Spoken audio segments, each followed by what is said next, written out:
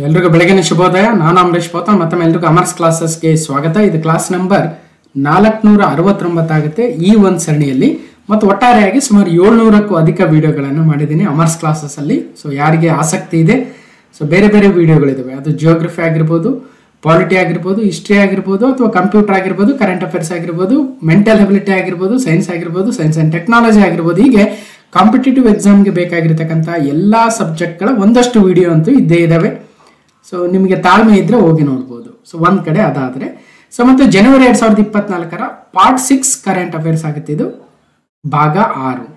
So ಸ್ವಲ್ಪ delay ಆಯಿತು. ಕಾರಣ ಏನಂದ್ರೆ ನೋಡಿ, ಯಾವತ್ತು ವಿಡಿಯೋ ಮಾಡೋದನ್ನೇನು ಬಿಟ್ಟಿಲ್ಲ.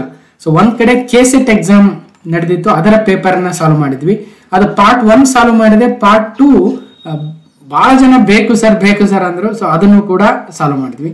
ಮತ್ತೊಂದ್ ಕಡೆ ಅದಾದ್ಮೇಲೆ CTI ಎಕ್ಸಾಮು, NHK ರೀಸನ್ ಏನಾಯ್ತು, CTI ಎಕ್ಸಾಮು ಅದರ ಕ್ವಶನ್ ಪೇಪರ್ ಸಾಲ್ವ್ ಮಾಡಿದ್ವಿ. ಅದು ಮುಗಿದ ತಕ್ಷಣ PSI 545 ರೀ ಎಕ್ಸಾಮ್ ಇತ್ತು. ಸೊ ಅದರದ್ದು ಸಾಲ್ವ್ ಮಾಡಿದ್ವಿ. ಮಧ್ಯದಲ್ಲಿ ಇನ್ನೇನು current affairs ಮಾಡ್ಬೇಕನ್ನೋದ್ರಾಗೆ Bharat Ratna award announce ಆಯ್ತು, ಅದ್ರ ಬಗ್ಗೆ. ಅದು ಮುಗಿದ ತಕ್ಷಣ ಮತ್ತೆ ಪದ್ಮ ಪ್ರಶಸ್ತಿಗಳಾಯ್ತು. ಹೀಗೆ ಅವು ಕೂಡ ಕರೆಂಟ್ ಅಫೇರ್ಸೇ, ಅವುಗಳನ್ನು ಕೂಡ ನೋಡ್ಬೇಕು. CTI ಎಕ್ಸಾಮ್ ಅಲ್ಲಿ ಕ್ವಶನ್ ಯಾವ ಬಂದ್ವು ಅಂತ ನೋಡ್ಬಾರ್ದಾ? ಕಾಂಪಿಟೇಟಿವ್ ಎಕ್ಸಾಮ್ ಅಲ್ಲಿ ಓದ್ತಾ ಇರ್ತಕ್ಕಂಥವ್ರು PSI 545 ಯಾವ್ದು ರೀತಿ ಬಂದ್ವು ಅಂತ ನೋಡ್ಬಾರ್ದಾ? PC ಎಕ್ಸಾಮ್ಗೆ ನಾಳೆ ಎಕ್ಸಾಮಿಗೆ ರೆಡಿ ಆಗ್ತಾ ಇರ್ತಕ್ಕಂಥವ್ರು, ಅಥವಾ ಕೆಸೆಟ್ ಎಕ್ಸಾಮ್ ನಮಗೆ ಸಂಬಂಧನೇ ಇಲ್ಲ ಅನ್ಕೋಬಾರ್ದು. ಎಲ್ಲವನ್ನು ಕೂಡ ನೋಡ್ತಾ ಹೋಗ್ಬೇಕು. ನಮ್ಮ ಹತ್ರ ಸಮಯ ಇದೆ, ಸಮಯ ಅಂತೂ ಸಾಕಷ್ಟಿದೆ. ಎಫರ್ಟ್ ಹಾಕೋದಕ್ಕೆ ಒಂದು ಏನು ಮನಸ್ಸಿರ್ಬೇಕಷ್ಟೇ ಅಲ್ವಾ? ಈಗ ನೋಡಿ, ನಾನು ಅಷ್ಟೆಲ್ಲ ಎಕ್ಸಾಮಿಗೆ ವಿಡಿಯೋ ಮಾಡಿಕೊಡ್ತಾ ಇಲ್ವೇ? ನನಗೊಂದು ಏನು ನಿರ್ಧಾರ ಇದೆ. ಸೊ ವಿದ್ಯಾರ್ಥಿಗಳಿಗೆ, ಎಲ್ಲ ರೀತಿಯ ವಿದ್ಯಾರ್ಥಿಗಳಿಗೆ ಅನುಕೂಲ ಆಗಬೇಕು, ನನ್ನಲ್ಲಿರ್ತಕ್ಕಂಥ ಜ್ಞಾನವನ್ನು ಶೇರ್ ಮಾಡಬೇಕು ಅಲ್ವಾ? ಸೊ ಎಷ್ಟೆಲ್ಲ ಓದ್ಕೊಂಡ್ ಬಂದಿದ್ದೀನಿ ಅದನ್ನು ಸೊ ಜನಗಳಿಗೆ ಹೇಳ್ಬೇಕು ಅನ್ನೋ ಒಂದು ನನ್ನೊಂದು ತುಡಿತ ನನಗೆ ಅಲ್ವಾ? ಸೊ ಆ ರೀತಿ ನಿಮ್ಮನ್ನು ಓದಬೇಕು ಅನ್ನೋ ತುಡಿತಾ ಇರಬೇಕು ಅಲ್ವಾ? ಸೊ ಆ ರೀತಿಯಾಗಿ ಸ್ವಲ್ಪ ಎಫರ್ಟ್ ಹಾಕಿದರೆ ಎಲ್ಲ ಎಕ್ಸಾಮನ್ನು ಯಾವ ರೀತಿಯಾಗಿ ಬಂದಿದ್ದಾವೆ, ನಾನು ಏನಕ್ಕೆ ರೆಡಿ ಆಗಬೇಕು, ಟ್ರೆಂಡ್ ಯಾವ ಥರ ಇದೆ, ಯಾವ ಎಕ್ಸಾಮಲ್ಲಿ ಯಾವ ರೀತಿ ಪ್ರಶ್ನೆಗಳು ಬರ್ತಾ ಇದ್ದಾವೆ. ಕೆಸೆಟ್ ಅಂದ್ರೇ ಭಾಳ ಜನಕ್ಕೆ ಗೊತ್ತಿರಲ್ಲ ಅಲ್ವಾ? ಸೊ ಹಾಗೆ ಎಲ್ಲ ಎಫರ್ಟ್ ಆಗ್ತಾ ಇರಬೇಕು. ಜೀವನವೇ ಒಂಥರ ಪಯಣ ಇದ್ದಂಗೆ ಅಲ್ವಾ? ನಾನು ಜಸ್ಟ್ 6 ತಿಂಗಳಲ್ಲಿ ಏನೋ ಆಗ್ಬಿಡ್ತೀನಿ, 8 ತಿಂಗಳಲ್ಲಿ ಏನೋ ಆಗ್ಬಿಡ್ತೀನಿ ಅಂದ್ರೆ ಆಗಲ್ಲ. ಇದೊಂದು ಕಂಟಿನ್ಯೂಸ್ ಪ್ಲಾನ್. ನೀವೇ ತಿಳ್ಕೊಳ್ಳಿ, ಜಸ್ಟ್ ನಾನು ಒಂದು 6 ತಿಂಗಳು ವಿಡಿಯೋ ಮಾಡಿದ್ರೆ ಇಷ್ಟು ಫೇಮಸ್ ಆಗೋಕ್ಕೆ ಅಥವಾ ಇಷ್ಟೊಂದು ನನ್ನ ನಾಲೆಜ್ ಶೇರ್ ಮಾಡೋಕ್ಕೆ ಸಾಧ್ಯ ಆಗ್ತೈತೆ. ಇದೊಂದು ಕಂಟಿನ್ಯೂಸ್ ಎಫರ್ಟ್. ಇನ್ನು ಭಾಳ ಜನಕ್ಕೆ ಗೊತ್ತಿರಲ್ಲ ಅಮರೇಶ್ ಪೋತನ್, ಭಾಳ ಜನಕ್ಕೆ ಗೊತ್ತಿರಲ್ಲ, ನನಗೆ ಗೊತ್ತಿದೆ. ಸೊ ಭಾಳ ಜನ ಯಾವುದೋ ಲೋಕದಲ್ಲಿ ಇರ್ತಾರೆ, ಅವ್ರಿಗಿನ್ನೂ ನಾನು ರೀಚ್ ಆಗಿರಲ್ಲ. ನಾನು ಹಂಗಂತ ನಾನೇನು ಬೇಜಾರಾಗಲ್ಲ. ನಂದೇ ಒಂದು ಇದು ಜೀವನ ಅನ್ನೋದು ಒಂದು ಲಾಂಗ್ ಟರ್ಮ್ ಪ್ಲಾನ್ ಅಂದಂಗೆ. Long term, short term plan ಅಲ್ಲ. ಲಾಂಗ್ ಟರ್ಮ್ ಅಲ್ಲಿ ನಾವು ಸಕ್ಸಸ್ ಆಗಬೇಕು. ಇಲ್ಲದೆ ಹೋದ್ರೆ ಶಾರ್ಟ್ ಟರ್ಮ್ ಅಲ್ಲಿ ಆಗ್ಲಿಲ್ಲ. ಒಂದಷ್ಟು ಜನ ನೋಡ್ತಾ ಇರ್ತೀವಿ, ಬಹಳ ಬೇಗನೆ ಫುಲ್ ಏನು ಅದು ಹೇಳಿ ಇದು ಹೇಳಿ ಬಹಳ ಇದಾಗ್ಬಿಡ್ತಾರೆ. ಆಮೇಲೆ ಸೊ ಒಂಥರ ಪ್ರಾಬ್ಲಮ್ ಆಗುತ್ತೆ.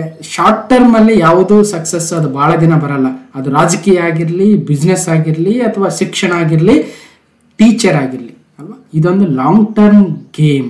Life is a long term game ಅನ್ನಂಗೆ. ಈವನ್ ನೀವೇನು ಎಕ್ಸಾಮಿಗೆ ರೆಡಿ ಆಗ್ತಾ ಇದ್ದೀರಾ, it is also a long term game.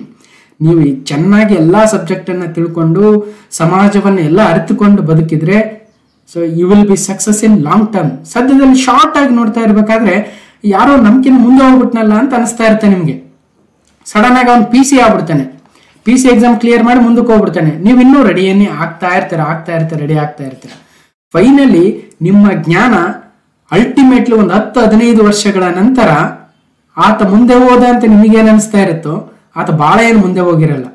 ಒಂದು 8-10 ಇಯರ್ಸ್ ವೆಯ್ಟ್ ಮಾಡಬೇಕು. ನಿಮ್ಮದೇ ಆಗಿರ್ತಕ್ಕಂಥ ನಿಮ್ಮ ಸ್ಟ್ರೆಂತ್ ಇದೆ, ಅಲ್ಲಿ ಪ್ರಯತ್ನ ಮಾಡ್ತಾನೆ ಇರಬೇಕು. ಡೆಫಿನೆಟ್ಲಿ ಸೊ 10-15 ಇಯರ್ಸ್ ನಂತರ ನೀವು ಕೂಡ ಅದೇ ಲೆವೆಲ್ ಅಥವಾ ಅದನ್ನು ಮೀರಿರ್ತೀರಾ ಅನ್ನೋದನ್ನ ಗಮನಿಸ್ಕೊಳ್ಳಿ. ಅದು ಯಾವುದೇ ಕ್ಷೇತ್ರ ಆಗಿರಲಿ. ಓಕೆ, ನಿಮ್ಮ ಪ್ರಯತ್ನ, ನಿಮ್ಮ ಕರೆಕ್ಟ್ ಆಗಿರ್ತಕ್ಕಂಥ ಪ್ರಯತ್ನ ಇರ್ಬೇಕು. ಸುಮ್ಮನೆ ಟೈಮ್ ಪಾಸ್ ಮಾಡಿದ್ರೆ ಆಗಲ್ಲ ಇಲ್ಲಿ ಅಲ್ವಾ? ನಾನು ಟೈಮ್ ಪಾಸ್ ಮಾಡಿದ್ರೆ ನೀವು ವಿಡಿಯೋ ನೋಡ್ತೀರ ಹೇಳಿ? ಒಂದ್ ಕಡೆ ಭಾರತ ರತ್ನ ಮಾಡಿದ್ರೆ, ಇನ್ನೊಂದ್ ಕಡೆ ಪದ್ಮ ಪ್ರಶಸ್ತಿ ಮಾಡ್ಬೇಕು, ಇನ್ನೊಂದ್ ಕಡೆ ಕರೆಂಟ್ ಅಫೇರ್ಸ್ ಮಾಡ್ಬೇಕು, ಇನ್ನೊಂದ್ ಕಡೆ PSI 545 exam question paper solve ಮಾಡಬೇಕು, ಮತ್ತೊಂದು CTI ಎಕ್ಸಾಮ್, ಮತ್ತೊಂದು ಕೆಸೆಟ್ ಎಕ್ಸಾಮ್, ಮತ್ತೊಂದ್ ಕಡೆ ಕಂಪ್ಯೂಟರ್, ಮತ್ತೊಂದ್ ಕಡೆ ನುಡಿ ತಂತ್ರಾಂಶ, ಮತ್ತೊಂದ್ ಕಡೆ ನಂಬರ್ ಸಿಸ್ಟಮ್ಸ್, ಮತ್ತೊಂದ್ ಕಡೆ ಇನ್ನೊಂದು ಯಾವುದು ಅಲ್ವಾ?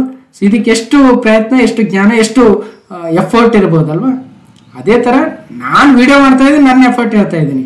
ನನಗೆ ಇದೊಂದೇ ಕೆಲಸ ಅಲ್ಲ, ನನಗೆ ಬಹಳ ಕೆಲಸ ಇದಾವೆ. ನಾನು ಏನು ಕೆಲಸ ಮಾಡ್ತೀನಿ ಅಂತ ನಿಮ್ಗೆ ಗೊತ್ತಿರುತ್ತೆ ಅಲ್ವಾ? ಅದೆಲ್ಲವುಗಳ ಮಧ್ಯೆ ಇದನ್ನ ಮಾಡಬೇಕು ಅಲ್ವಾ? ಬರೀ ಕಾಂಪಿಟೇಟಿವ್ ಎಕ್ಸಾಮಿಗೆ ಪಾಠ ಮಾಡೋದಾಗಿದ್ರೆ ಮೋಸ್ಟ್ಲಿ ನಾನು ದಿನಕ್ಕೆ ಇನ್ನೂ ಎಷ್ಟೋ ಮಾಡ್ತಾ ಇದ್ದೆ ಅನ್ಸುತ್ತೆ, ಎಷ್ಟೋ ಸಬ್ಜೆಕ್ಟ್ಗಳು ಮಾಡ್ತಾ ಇದ್ನೇನು ಅಲ್ವಾ? ಸೊ ಆಗಲ್ಲ.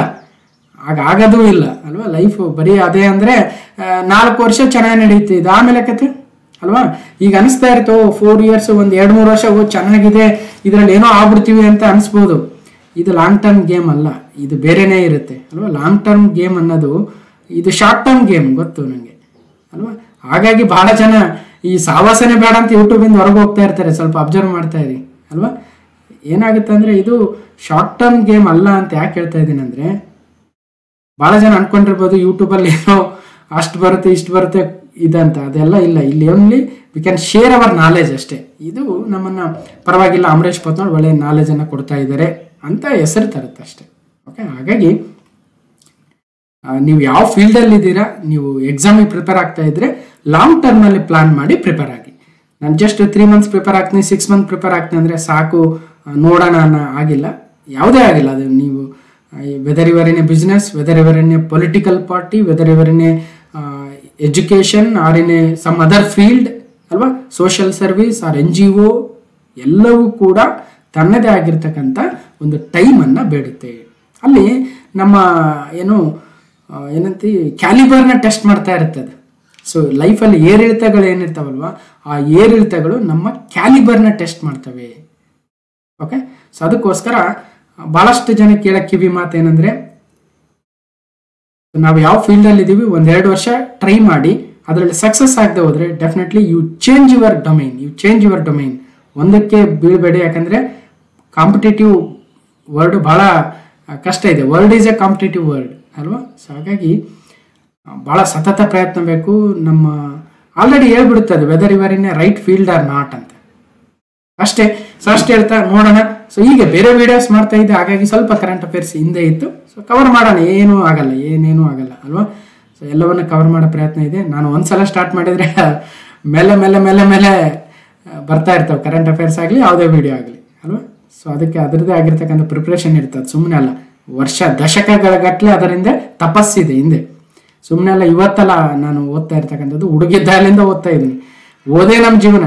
ನಾವು ಟೀಚರ್ಗಳು ಹೆಂಗಂದ್ರೆ ಓದೋದೇ ನಮ್ಮ ಜೀವನ ಅಂದಂಗೆ ಅಲ್ವಾ. ದಿನ ಓದ್ತಾ ಇರ್ತೀವಿ, ಅಪ್ಗ್ರೇಡ್ ಆಗ್ತಾ ಇರ್ತೀವಿ. ನಿಮಗಷ್ಟೇ ಇಲ್ಲಿ ಕರೆಂಟ್ ಅಫೇರ್ಸ್, ಹಿಸ್ಟ್ರಿ, ಜಿಯೋಗ್ರಫಿ ಅಥವಾ ಇನ್ನೊಂದು ಯಾವುದೋ ಟಾಪಿಕ್ ಹೇಳ್ತಾ ಇದ್ದೀನಿ. ಸೊ ಇನ್ನೊಂದು ಕಡೆ ನಾನು ಇನ್ಯಾವುದೋ ಓದ್ತಾ ಇರ್ತೀವಿ, ಇನ್ಯಾವುದೋ ಟೆಕ್ನಾಲಜಿ ಕಲಿತಾ ಇರ್ತೀವಿ, ಇನ್ನೊಂದು ಯಾವುದೋ ಪ್ರೋಗ್ರಾಮಿಂಗ್ ಲ್ಯಾಂಗ್ವೇಜ್ ಲರ್ನ್ ಮಾಡ್ತೀವಿ, ಇನ್ನೊಂದು ಯಾವುದೋ ವೆಬ್ ಲ್ಯಾಂಗ್ವೇಜ್ ಕಲಿತಾ ಇರ್ತೀವಿ, ಇನ್ನೊಂದು ಯಾವುದೋ ಬ್ಯಾಕ್ಗ್ರೌಂಡ್ ಅಥವಾ ಬ್ಯಾಕ್ ಎಂಡ್ ಟೆಕ್ನಾಲಜಿಯನ್ನು ಕಲಿತಾ ಇರ್ತೀವಿ ಅಲ್ವಾ. ಆರ್ಟಿಫಿಷಿಯಲ್ ಇಂಟೆಲಿಜೆನ್ಸ್ ಕಲಿತಾ ಇರ್ಬೋದು, ಇನ್ನೊಂದು ಕಡೆ ಕ್ರಿಪ್ಟೋ ಕರೆನ್ಸಿ ಬಗ್ಗೆ ಪಾಠ ಮಾಡ್ಬೋದು, ಮತ್ತೊಂದು ಕಡೆ ಇನ್ನೊಂದು. ನಿಮಗೆ ಇಲ್ಲಿ ಬಂದು ಇಷ್ಟೇ ಹೇಳ್ತಾ ಇರೋದು, ಇನ್ನೊಂದು ಕಡೆ ಇನ್ನೊಂದು ಏನೋ ಪಾಠ ಮಾಡ್ತಾ ಇರ್ತೀವಿ ಅಲ್ವಾ. ಸೊ ಇಷ್ಟೇ ಹೇಳ್ತಾ ಸೊ ನೋಡೋಣ ಈ ವಿಡಿಯೋದಲ್ಲಿ ಏನಿದೆ ಅಂದರೆ, ಸ್ವಚ್ಛ ಸರ್ವೇಕ್ಷಣ್ ಅವಾರ್ಡ್ಸ್ 2023 ಏನು ಬಂದಿತ್ತಲ್ವ, ಆ ಸ್ವಚ್ಛ ಸರ್ವೇಕ್ಷಣ್ ಅವಾರ್ಡ್ಸ್ ಅಂತಕ್ಕಂಥದ್ದು ಬಹಳ ಇಂಪಾರ್ಟೆಂಟ್ ಮುಂದಿನ ಪರೀಕ್ಷೆಗಳಿಗೆ. ಇದರಲ್ಲಿ ಇಂದೋರು ಸತತವಾಗಿ ಮತ್ತೊಮ್ಮೆ ಮೊದಲನೇ ಸ್ಥಾನದಲ್ಲಿ ಬರ್ತಾ ಇದೆ. ಈ ವರ್ಷದ ವಿಶೇಷ ಅಂದರೆ ಇನ್ನೊಂದು ನಗರ ಇಂದೋರ್ ಜೊತೆಗೂಡಿ ನಂಬರ್ 1 ಸ್ಥಾನದಲ್ಲಿ ಬಂದಿದೆ, ಅದೊಂದು ತಿಳ್ಕೊಳ್ಳೋಣ. ಮತ್ತು ಟಾಪ್ 10 ಸಿಟೀಸ್ ಯಾವ್ಯಾವು, ಬಾಟಮಲ್ಲಿ ಯಾವ್ಯಾವ ಇದಾವೆ, ಕರ್ನಾಟಕದ ಸ್ಥಿತಿಗತಿ ಏನು, ಟಾಪ್ ಸ್ಟೇಟ್ ಯಾವುದಿದೆ ಸ್ವಚ್ಛ ಸರ್ವೇಕ್ಷಣದಲ್ಲಿ, ಹೀಗೆ ಸಾಕಷ್ಟು ಇಂಪಾರ್ಟೆಂಟ್ ಆಗಿರ್ತಕ್ಕಂಥ ಮಾಹಿತಿ ಇದೆ ಒಂದು ಕಡೆ. ಮತ್ತು ದೇಶದ ಅತ್ಯಂತ ದೊಡ್ಡ ಸಿ ಬ್ರಿಡ್ಜ್ ಏನಿದೆ, ಲಾಂಗೆಸ್ಟ್ ಸಿ ಬ್ರಿಡ್ಜ್, ಅದು ಕೂಡ ಉದ್ಘಾಟನೆ ಆಗಿದೆ, ಅದ್ರ ಬಗ್ಗೆ ಕೂಡ ಮಾತಾಡ್ತಾ ಹೋಗೋಣ. ಆಸ್ ಯೂಶುವಲ್ ಒಂದು 15 ಕರೆಂಟ್ ಅಫೇರ್ಸ್ ಇರ್ತವೆ. ಸೊ ಲೈಕ್ ಆದರೆ ಒಂದು ಲೈಕ್ ಕೊಡಿ, ಶೇರ್ ಮಾಡಿ, ಸಬ್ಸ್ಕ್ರೈಬ್ ಮಾಡಿ, ಮತ್ತು ಸೂಪರ್ ಥ್ಯಾಂಕ್ಸ್ ಅಮರ್ ಸರ್ಗೆ ಜಾಯ್ನ್ ಆಗಿ ಆ ಮೂಲಕ ನನ್ನ ಈ ವರ್ಕಿಗೆ ಭಾಳ ಮಿನಿಮಲ್ ಅಮೌಂಟಲ್ಲಿ ಯಾರಿಗೆ ಸಾಧ್ಯ ಇದೆ ಅವರಾಗಿ ಅಷ್ಟೇ, ಎಲ್ಲರೂ ಆಗೋದು ಬೇಡ, ಯಾರಿಗೆ ಸಾಧ್ಯ ಇದೆ ಅವರಾಗಿ ಆ ಮೂಲಕ ಒಂದಷ್ಟು ಬೇಕಾಗುತ್ತೆ. ಇಲ್ಲಾಂದರೆ ಮೇಂಟೈನ್ ಮಾಡೋದು ಕಷ್ಟ ಆಗುತ್ತೆ. ಎಷ್ಟು ವರ್ಷ ಅಂತ ಭಾಳ ಕಷ್ಟ ಇದೆ, ನಿಮಗೆ ಅರ್ಥ ಆಗಲ್ಲ ಅದ್ರ ಹಿಂದಿನ ಎಫರ್ಟು. ಇದರಿಂದ ಯೂಟ್ಯೂಬಿಂದ ಬರುತ್ತಲ್ವ ಅದರಿಂದ ಮೇಂಟೈನ್ ಮಾಡ್ಬೋದು ಅನ್ಕೊಳ್ತೀರಾ, ಆಗಲ್ಲ. ಆಗಿದ್ರೆ ನಾನೇ ಮಾಡ್ತಾ ಇದ್ದೆ, ಟ್ರೈ ಮಾಡೋಕ್ಕೆ ನೋಡಿದೆ. It's A long game. 1 ವರ್ಷ ಆದರೆ ಮಾಡಿಬಿಡ್ಬೋದು, 2 ವರ್ಷ ಆದ್ರೆ ಮಾಡ್ಬೋದು. ಇದೇ ಥರ ಹೊಸ ಸ್ಟೂಡೆಂಟ್ಸ್ ಬರ್ತಾ ಇರ್ತೀರಾ, ಕೆಲವೊಬ್ರು ಜಾಬ್ ತೊಗೊಂಡು ಹೋಗ್ತಾ ಇರ್ತೀರಾ, ಮರ್ತು ಬಿಡ್ತೀರಾ, ಗೊತ್ತು ಅಲ್ವಾ. ಅಮರೇಶ್ ಪೋತ್ನಾಳ್ ಯಾರು ಅನ್ನೋದು ಮಾಡ್ತೀರಾ, ಅದರಿಂದ ಭಾಳ ಉಪಯೋಗ ಆಗಿರುತ್ತೆ, ಬಟ್ ಮರ್ತು ಹೋಗ್ತಾರೆ, ಅದು ಸಹಜ. ಅವ್ರ ಬಗ್ಗೆ ನಾನು ಏನು ಹೇಳೋಕೆ ಹೋಗಲ್ಲ. ಜಾಬ್ ಆಗಿರುತ್ತೆ, ಇರಲಿ, ಅವರು ತಮ್ಮ ಜೀವನದಲ್ಲಿ ಬ್ಯುಸಿ ಆಗಿರ್ತಾರೆ. ಈಗ ಹೊಸದಾಗಿ ಮತ್ತೆ ಬರ್ತಾ ಇರ್ತಾರೆ, ನಿಮ್ಗೆ ಅನಿಸ್ತಾ ಇರುತ್ತೆ ಇವಾಗ ನೀವು ಎಂಟ್ರಿ ಆಗಿರ್ತೀರ, ಬಟ್ ಆಲ್ರೆಡಿ 4-5 ವರ್ಷದಿಂದ ಭಾಳಷ್ಟು ಜನ ಎಂಟ್ರಿ ಆಗಿ ಎಕ್ಸಿಟ್ ಆಗಿ ಹೋಗಿರ್ತಾರೆ. ಅರ್ಥ ಮಾಡ್ಕೋಬೇಕಷ್ಟೇ. ಸಾಧ್ಯ ಆದರೆ ಜಾಯ್ನ್ ಆಗಿ ಸಪೋರ್ಟ್ ಮಾಡಿ, ಇಲ್ಲ ಅಂದರೆ ಹಾಗೆ ನೋಡ್ತಾ ಇರಿ, ಭಾಳಷ್ಟು ವಿಡಿಯೋಗಳನ್ನು ಮಾಡ್ತಾ ಇರ್ತೀನಿ. ಸೊ ಇಷ್ಟು ಹೇಳ್ತಾ, ಇದು ಒಟ್ಟಾರೆಯಾಗಿ ಪಾರ್ಟ್ 6 ಇದೆ. ಜನವರಿ 2024 ಪ್ರಮುಖ ಪ್ರಚಲಿತ ಘಟನೆಗಳಾಗುತ್ತೆ. ಸೊ ನಾನು ಅಮರೇಶ್ ಪೋತ್ನಾಳ್. ಸೊ ದೇಶದ ಅತ್ಯುನ್ನತ ಕಾಲೇಜುಗಳಲ್ಲಿ ಶಿಕ್ಷಣವನ್ನು ಪಡೆದಿರ್ತಕ್ಕಂಥದ್ದು ಮತ್ತು ಒಂದಷ್ಟು ಕಾಂಪಿಟೇಟಿವ್ ಎಕ್ಸಾಮಲ್ಲೂ ಕೂಡ ನಾನು ಬರೆದಿದ್ದೆ. KS ಕೂಡ ಪ್ರಿಲಿಮ್ಸು ಮೇನ್ಸ್ ಬರೆದಿದ್ದೆ, ಇಂಟರ್ವ್ಯೂ ಕೂಡ ಹೋಗಿದ್ದೆ, ಒಂದಷ್ಟು ಬೇರೆ ಬೇರೆ ಎಕ್ಸಾಮ್ಗಳನ್ನು ಕೂಡ ಬರೆದಿರ್ತಕ್ಕಂಥ ಅನುಭವ ಇದೆ. ಅದೇನು ದೊಡ್ಡ ಗ್ರೇಟ್ ಏನಲ್ಲ, ಬಟ್ ನಿಮಗೆ ಪಾಠ ಮಾಡಬೇಕಾದ್ರೆ ಒಂದಷ್ಟು ಮಿನಿಮಲ್ ಬೇಕಾಗುತ್ತೆ. ಇಲ್ಲದೆ ಹೋದರೆ ಯಾಕೆ ಕ್ವಾಲಿಫಿಕೇಶನ್ ಇಂಪಾರ್ಟೆಂಟು ಅಂತ ಕೆಲವೊಂದು ಕಡೆ ಹೇಳ್ತೀವಿ. ಇದು ಮೊದಲ ಕ್ರೈಟೀರಿಯಾ. ಯಾಕೆ ಕ್ವಾಲಿಫಿಕೇಶನ್? ನೀವು ಒಳ್ಳೆ ಕ್ವಾಲಿಫಿಕೇಶನ್ ಫಸ್ಟ್ ಮಾಡ್ಕೋಬೇಕು. ಮೊದಲು ನೋಡೋದೇ ನಮ್ಮ ಕ್ವಾಲಿಫಿಕೇಶನ್ಸ್ ಎಲ್ಲೆಲ್ಲಿ ಓದಿದ್ದೀವಿ ಏನಂತ. ಓದಿದ ನಂತರ ಅದಕ್ಕೆ ತಕ್ಕಂತೆ ನಾವು ಪಾಠ ಮಾಡಬೇಕು, ಅದಕ್ಕೆ ತಕ್ಕಂತೆ ನಮ್ಮ ಕಂಟೆಂಟ್ ಇರಬೇಕು, ಅದಕ್ಕೆ ತಕ್ಕಂತೆ ನಮ್ಮ ಮಾತುಗಳಿರಬೇಕು ಅಲ್ವಾ. ಅದಕ್ಕೋಸ್ಕರನೇ ಕ್ವಾಲಿಫಿಕೇಶನ್ ಯಾಕೆ ಇಂಪಾರ್ಟೆಂಟ್ ಅಂತ ಕೇಳ್ತಾರೆ, ಏನು ಓದಿದೀಯಾ ಅಂತ ಯಾಕೆ ಕೇಳ್ತಾರೆ ಅಂದರೆ ಅದಕ್ಕೋಸ್ಕರ ಅಲ್ವಾ. ಸೊ ನೀವು ಯಾರಾದರೂ ಇನ್ನೂ ಜಸ್ಟ್ PUC ಮುಗಿದಿದೆ ಸರ್, ನಂದು PC ಆದರೆ ಸಾಕು ಅಂತ ಏನಾದರೂ ಕುಳಿತಿರ್ತೀರಲ್ವಾ, ಸೊ ದಯವಿಟ್ಟು ಅಲ್ಲಿಗೆ ನಿಲ್ಸಕ್ಕೋಗ್ಬಿಡಿ. PC ಆಗದೆ ಹೋದ್ರೂ ಪರವಾಗಿಲ್ಲ, ಫಸ್ಟ್ ಒಳ್ಳೆ ಹೈಯರ್ ಎಜುಕೇಷನ್ ಮಾಡಿ. ಸೊ ಲೈಫ್ ಹೆಂಗೆ ಬರುತ್ತೆ ಯಾರೇ ಅಂತ ಹೇಳೋಕ್ಕಾಗಲ್ಲ ಅಲ್ವಾ. ನಾನು ಯಾವಾಗಲೂ ಪ್ರಿಫರ್ ಮಾಡೋದು ಹೈಯರ್ ಎಜುಕೇಷನ್ ಮಾಡಬೇಕು, ಅಟ್ಲೀಸ್ಟ್ ಮಾಸ್ಟರ್ ಡಿಗ್ರಿ ಮಾಡಬೇಕು, ಮಾಡಿ ನಂತರ ಮುಂದೆ ಬೇರೆ ಬೇರೆ ಪ್ರಯತ್ನಗಳನ್ನು ಮಾಡ್ತಾ ಹೋಗಿ. ನಾನು PC ಆಗ್ಬಿಡ್ತು ಅಂತ PUCಗೆ ಮುಗಿಸಿ PC ಆಗಿ ಹೋಗಿ ಕುಳಿತರೆ ಭಾಳ ಆಲ್ರೆಡಿ PC ಆಗಿರೋರನ್ನ ಕೇಳಿ ನೋಡ್ತೀನಿ ಹೆಂಗಿರುತ್ತೆ ಅಂತ ಅಲ್ವಾ. ಸೊ ಒಂದು ಕಡೆ ಆದಷ್ಟು ಒಳ್ಳೆ ಕ್ವಾಲಿಫಿಕೇಶನ್ ಮಾಡಿ. ಈ ಕ್ವಾಲಿಫಿಕೇಶನ್ ನೋಡಿದಾಗ ಏನು ಅನ್ಸುತ್ತೆ ಅಂದರೆ ಪರವಾಗಿಲ್ಲ, we can trust this person, ಸಾಕಷ್ಟು ಅನುಭವ ಇದೆ ಅಂತ ಹೇಳ್ತಾರೆ. ಆ ಅನುಭವದ ಮುಖಾಂತರ ಬರ್ತಕ್ಕಂಥ ಮುಂದಿನ ಪಾಠಗಳು ಚೆನ್ನಾಗಿರ್ಬೇಕು. ಅನುಭವ ಇದ್ರೆ ಮಾತ್ರ ಒಳ್ಳೆ ಪಾಠ ಮಾಡೋಕ್ಕಾಗುತ್ತೆ ಅಂತಲ್ಲ, ಏನೂ ಅನುಭವ ಇಲ್ಲದೇನು ಒಳ್ಳೆ ಪಾಠ ಮಾಡೋರು ಇದ್ದಾರೆ ಇವತ್ತು ಅಲ್ವಾ. ನಮ್ಕಿನ್ನ ಚೆನ್ನಾಗಿ ಪಾಠ ಮಾಡೋರು ಯೂಟ್ಯೂಬಲ್ಲಿ ಇರ್ತಾರೆ, ಅವ್ರು ಏನು ಒಳ್ಳೆ ಕ್ವಾಲಿಫಿಕೇಶನ್ ಇರಲ್ಲ, ಆದರೂ ಚೆನ್ನಾಗಿ ಪಾಠ ಮಾಡ್ತಾರೆ ಅಲ್ವಾ. ಅದೇನು ಕ್ವಾಲಿಫಿಕೇಶನ್ ಇದ್ದು ಮಾತ್ರಕ್ಕೆ ಪಾಠ ಮಾಡಬೇಕು, ಇಲ್ಲದೆ ಹೋದ್ರೆ ಪಾಠ ಮಾಡಕ್ಕೆ ಬರಲ್ಲ ಅಂತೇನೂ ಇಲ್ಲ ಅಲ್ವಾ. ಆದಷ್ಟು ಚೆನ್ನಾಗಿ ಓದಿರ್ತಕ್ಕಂಥದ್ದು. ಯಾಕಂದರೆ ಒಳ್ಳೆ ಕ್ವಾಲಿಫಿಕೇಶನ್ ಅಂದರೆ ಎಷ್ಟು ವಿಚಾರಗಳನ್ನು ತಿಳ್ಕೊಂಡಿರ್ತೀವಿ ನೋಡಿ, ಎಷ್ಟು ಪಾಠಗಳು, ಎಷ್ಟು ವಿಚಾರಗಳನ್ನು, ಎಷ್ಟು ವಿಷಯಗಳನ್ನು ಅರ್ಥಕೊಂಡಿರ್ತೀವಿ ಅಲ್ವಾ. ಅದ ನಂತರ ಅದೆಲ್ಲ ನಮ್ಮ ಪಾಠದಲ್ಲಿ ರಿಫ್ಲೆಕ್ಟ್ ಆಗ್ತಾ ಹೋಗುತ್ತೆ ಅಷ್ಟೇ.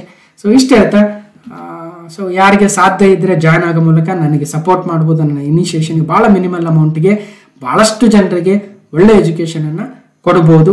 ಸಾಧ್ಯ ಇದೆ, ಅದು ಸಾಧ್ಯ ಇದೆ, ಮಾಡ್ಬೋದು, ಡೆಫಿನೆಟ್ಲಿ ಮಾಡ್ಬೋದು. ಸೊ ಇಷ್ಟೇ ಹೇಳ್ತಾ ಈಗ ನೇರವಾಗಿ ಅದಕ್ಕೆಲ್ಲ ಪ್ರೊಸೀಜರ್ ಇದೆ. ನಿಮ್ಗೇನಾದರೂ ಎರರ್ಸ್ ಬಂದರೆ ಅಥವಾ ಗೊತ್ತಾಗದೆ ಹೋದರೆ ನನ್ನ ಇಮೇಲ್ ಐಡಿಗೆ, ಪ್ರತಿ ಸ್ಲೈಡಲ್ಲಿ ಇಮೇಲ್ ಐಡಿ ಇರುತ್ತೆ, amaresh.pothna@gmail.com ಅಲ್ವಾ. ಇಮೇಲ್ ಐಡಿಗೆ ನಿಮ್ಮ ಕ್ವೇರಿಯನ್ನು ಹಾಕಿ, ನಿಮ್ಮ ಕ್ವಶನನ್ನು ಹಾಕಿ, ಜೊತೆಗೆ ನಿಮ್ಮ ಫೋನ್ ನಂಬರ್ ಹಾಕಿ, ಆ ಮೂಲಕ ನಾನು ಕಾಂಟ್ಯಾಕ್ಟ್ ಮಾಡಿಸ್ಬೋದು ನಿಮಗೆ ಏನು ಪ್ರಾಬ್ಲಮ್ ಆಗಿದೆ ಏನಿಲ್ಲ ಅಂತ. ಓಕೆ, ಫೋನ್ ನಂಬರ್ ಹಾಕಿ. ಮತ್ತು ನಿಮ್ಗೆ ಏನೇ ತೊಂದರೆ ಇದ್ದರೆ ಅಥವಾ ಯಾವುದೇ ಒಂದು ಡೌಟ್ ಇದ್ದರೆ ಅಥವಾ ಯಾವ ರೀತಿಯಾಗಿ ನಾವು ಮುಂದುವರಿಬೇಕು ನಮ್ಮ ಜೀವನದಲ್ಲಿ, whether we are in a right path or not. Sir ನಾನು 2 ವರ್ಷ ಆಯಿತು, 3 ವರ್ಷ ಆಯಿತು, ನಾನು ಇನ್ನೂ ಏನು ಮಾಡೋಕ್ಕೆ ಆಗ್ತಾ ಇಲ್ಲ, ಹೆಂಗೆ ಏನು ಅಂತ ಏನಾದ್ರು ಡೌಟ್ ಇದ್ದರೆ ದಯವಿಟ್ಟು ನಿಮ್ಮ ಕಮೆಂಟ್ಗಳನ್ನು ನಿಮ್ಮ ಕಮೆಂಟಲ್ಲಿ ಹಾಕಕ್ಕೆ ಹೋಗಬೇಡಿ. ಕೆಲವೊಂದು ವಿಚಾರ ನಿಮಗೆ ಮುಜುಗರ ಆಗ್ತಾ ಇರ್ಬೋದು, ಇಮೇಲ್ ಮುಖಾಂತರ ತಿಳಿಸಿ. ಜೊತೆಗೆ ನಿಮ್ಮ ಫೋನ್ ನಂಬರ್ ಹಾಕಿ, ನಾನು ಫ್ರೀ ಇದ್ದಾಗ ನಿಮಗೆ ನಾನೇ ಫೋನ್ ಮಾಡ್ತೀನಿ, ನಾನೇ ಫೋನ್ ಮಾಡಿ ಏನು ನಿಮ್ಮ ವಿಚಾರ ಅಂತ ಭಾಳ ಜನ ಕಳಿಸ್ತಾ ಇರ್ತಾರೆ. ನಾನೇ ಫ್ರೀ ಇದ್ದಾಗ ಫೋನ್ ಮಾಡಿ ನಿಮ್ಗೇನು ಪ್ರಾಬ್ಲಮ್ ಆಗಿದೆ, ಹಿಂಗೆ ಮಾಡಿ, ಇದನ್ನು ಓದಿ, ಹಿಂಗೆ ಮುಂದಕ್ಕೆ ಹೋಗಿ, ಸೊ ಅದೆಲ್ಲವನ್ನು ಕೂಡ ನಾನು ಹೇಳ್ತೀನಿ. ಓಕೆ, ಸೊ ಸಾಧ್ಯ ಆದರೆ ಹೇಳ್ತೀನಿ. ಮತ್ತೆ ನೀವು ಸರ್ ನಾನು ಇಮೇಲ್ ಹಾಕಿದ್ದೀನಿ, ನೀವು ಇನ್ನೂ ಫೋನೇ ಮಾಡಿಲ್ಲ ನನಗಂತ ಕೂಡಬಾರ್ದು, ನಾನು ಆ ಥರ ಅಲ್ಲ. ಓಕೆ, ನನಗೆ ಆ ಥರ ಇದ್ದರೆ ಕಷ್ಟ ಆಗ್ಬಿಡುತ್ತೆ. ಓಕೆ, ನನಗೆ ಡಿಮ್ಯಾಂಡ್ ಮಾಡಿದರೆ ಕಷ್ಟ. ನಾನು ಇಮೇಲ್ ಹಾಕಿದ್ದೀನಿ ನೋಡಿ ಸರ್, ನೀವು ಫೋನೇ ಮಾಡಲಿಲ್ಲ ಅಂದರೆ ಕಷ್ಟ. ಸರ್ ಪ್ಲೀಸ್ ಫೋನ್ ನಂಬರ್ ಹಾಕಿದ್ದೀನಿ, ದಯವಿಟ್ಟು ಫೋನ್ ಮಾಡಿ ಅಂದರೆ okay, I will do that. Demand ಮಾಡಿದರೆ ನೀವೆಲ್ಲ ಡಿಮ್ಯಾಂಡ್ ಮಾಡಿ ಇಂಥ ವಿಡಿಯೋ ಮಾಡಲಿಲ್ಲ, ಇದು ಮಾಡಲಿಲ್ಲ, ಅದು ಮಾಡಲಿಲ್ಲ ಅಂದರೆ ನಾನು ಚಾನೆಲ್ಲ ಕ್ಲೋಸ್ ಮಾಡೋಣ ಅಂತ ನಾನು ಗೊತ್ತಿರುತ್ತೆ ನನ್ನ ಬಗ್ಗೆ ಭಾಳ ಜನಕ್ಕೆ. ಓಕೆ ಸರ್, ಅಷ್ಟೇ ಹೇಳ್ತಾ ಈಗ ಕ್ವಶನ್ ನಂಬರ್ 1 ಹೋಗೋಣ. ಮೊದಲನೇ ಪ್ರಶ್ನೆ ಭಾಳ ಇಂಪಾರ್ಟೆಂಟ್ ಇದೆ, ಮುಂದಿನ ಎಲ್ಲ ಇದಕ್ಕೆ. ಮಧ್ಯ ಭಾರತವೇ ಸ್ವಚ್ಛ ಭಾರತ, ಸ್ವಲ್ಪ ಸ್ಪೆಲ್ಲಿಂಗ್ ಮಿಸ್ಟೇಕ್ ಆಗಿದೆ ಅಲ್ವಾ. ನೋಡಲಿಲ್ಲ ನಾನು, ಆ್ಯಕ್ಚುಲಿ ಗಮನ ಹರಿಸಿಲ್ಲ. ಸ್ವಚ್ಛ ಭಾರತ ಅಂತ ಬಂದಿದೆ, ಸ್ವಲ್ಪ ಮಿಸ್ಟೇಕ್ ಆಗಿದೆ, ಅಡ್ಜಸ್ಟ್ ಮಾಡ್ಕೋಬೇಕು. ಜೀವನವೇ ಅಡ್ಜಸ್ಟ್ಮೆಂಟು ಅಂತೇಳಿ. ಓಕೆ, ಇರಲಿ ಸ್ವಚ್ಛ ಭಾರತ. ಯಾಕಂದರೆ ಇದು ಮೊದಲು ನಾನೇ ಟೈಪ್ ಮಾಡ್ತಾ ಇದ್ದೆ, ಎಲ್ಲನೂ ಸಮಯ ಆಗಲ್ಲ. ಈಗ ಟೀಮ್ ಅಂತ ಹೇಳ್ತಾ ಇದ್ದೀನಲ್ಲ, ಅವರು ಟೈಪ್ ಮಾಡ್ತಾರೆ, ಸ್ವಲ್ಪ ಮಿಸ್ಟೇಕ್ ಆಗಿರುತ್ತೆ, ಅಡ್ಜಸ್ಟ್ ಮಾಡ್ಕೊಳ್ಳಿ. 7ನೇ ಬಾರಿಗೆ ಇಂದೋರ್ಗೆ ಸ್ವಚ್ಛ ನಗರ ಗರಿಮೆ. Central India is a clean India, 7th time for Indore as a cleanest city. 7ನೇ ಬಾರಿಗೆ ಇಂದೋರು ಮೊದಲನೇ ಸ್ಥಾನದಲ್ಲಿ ಬರ್ತಾ ಇದೆ.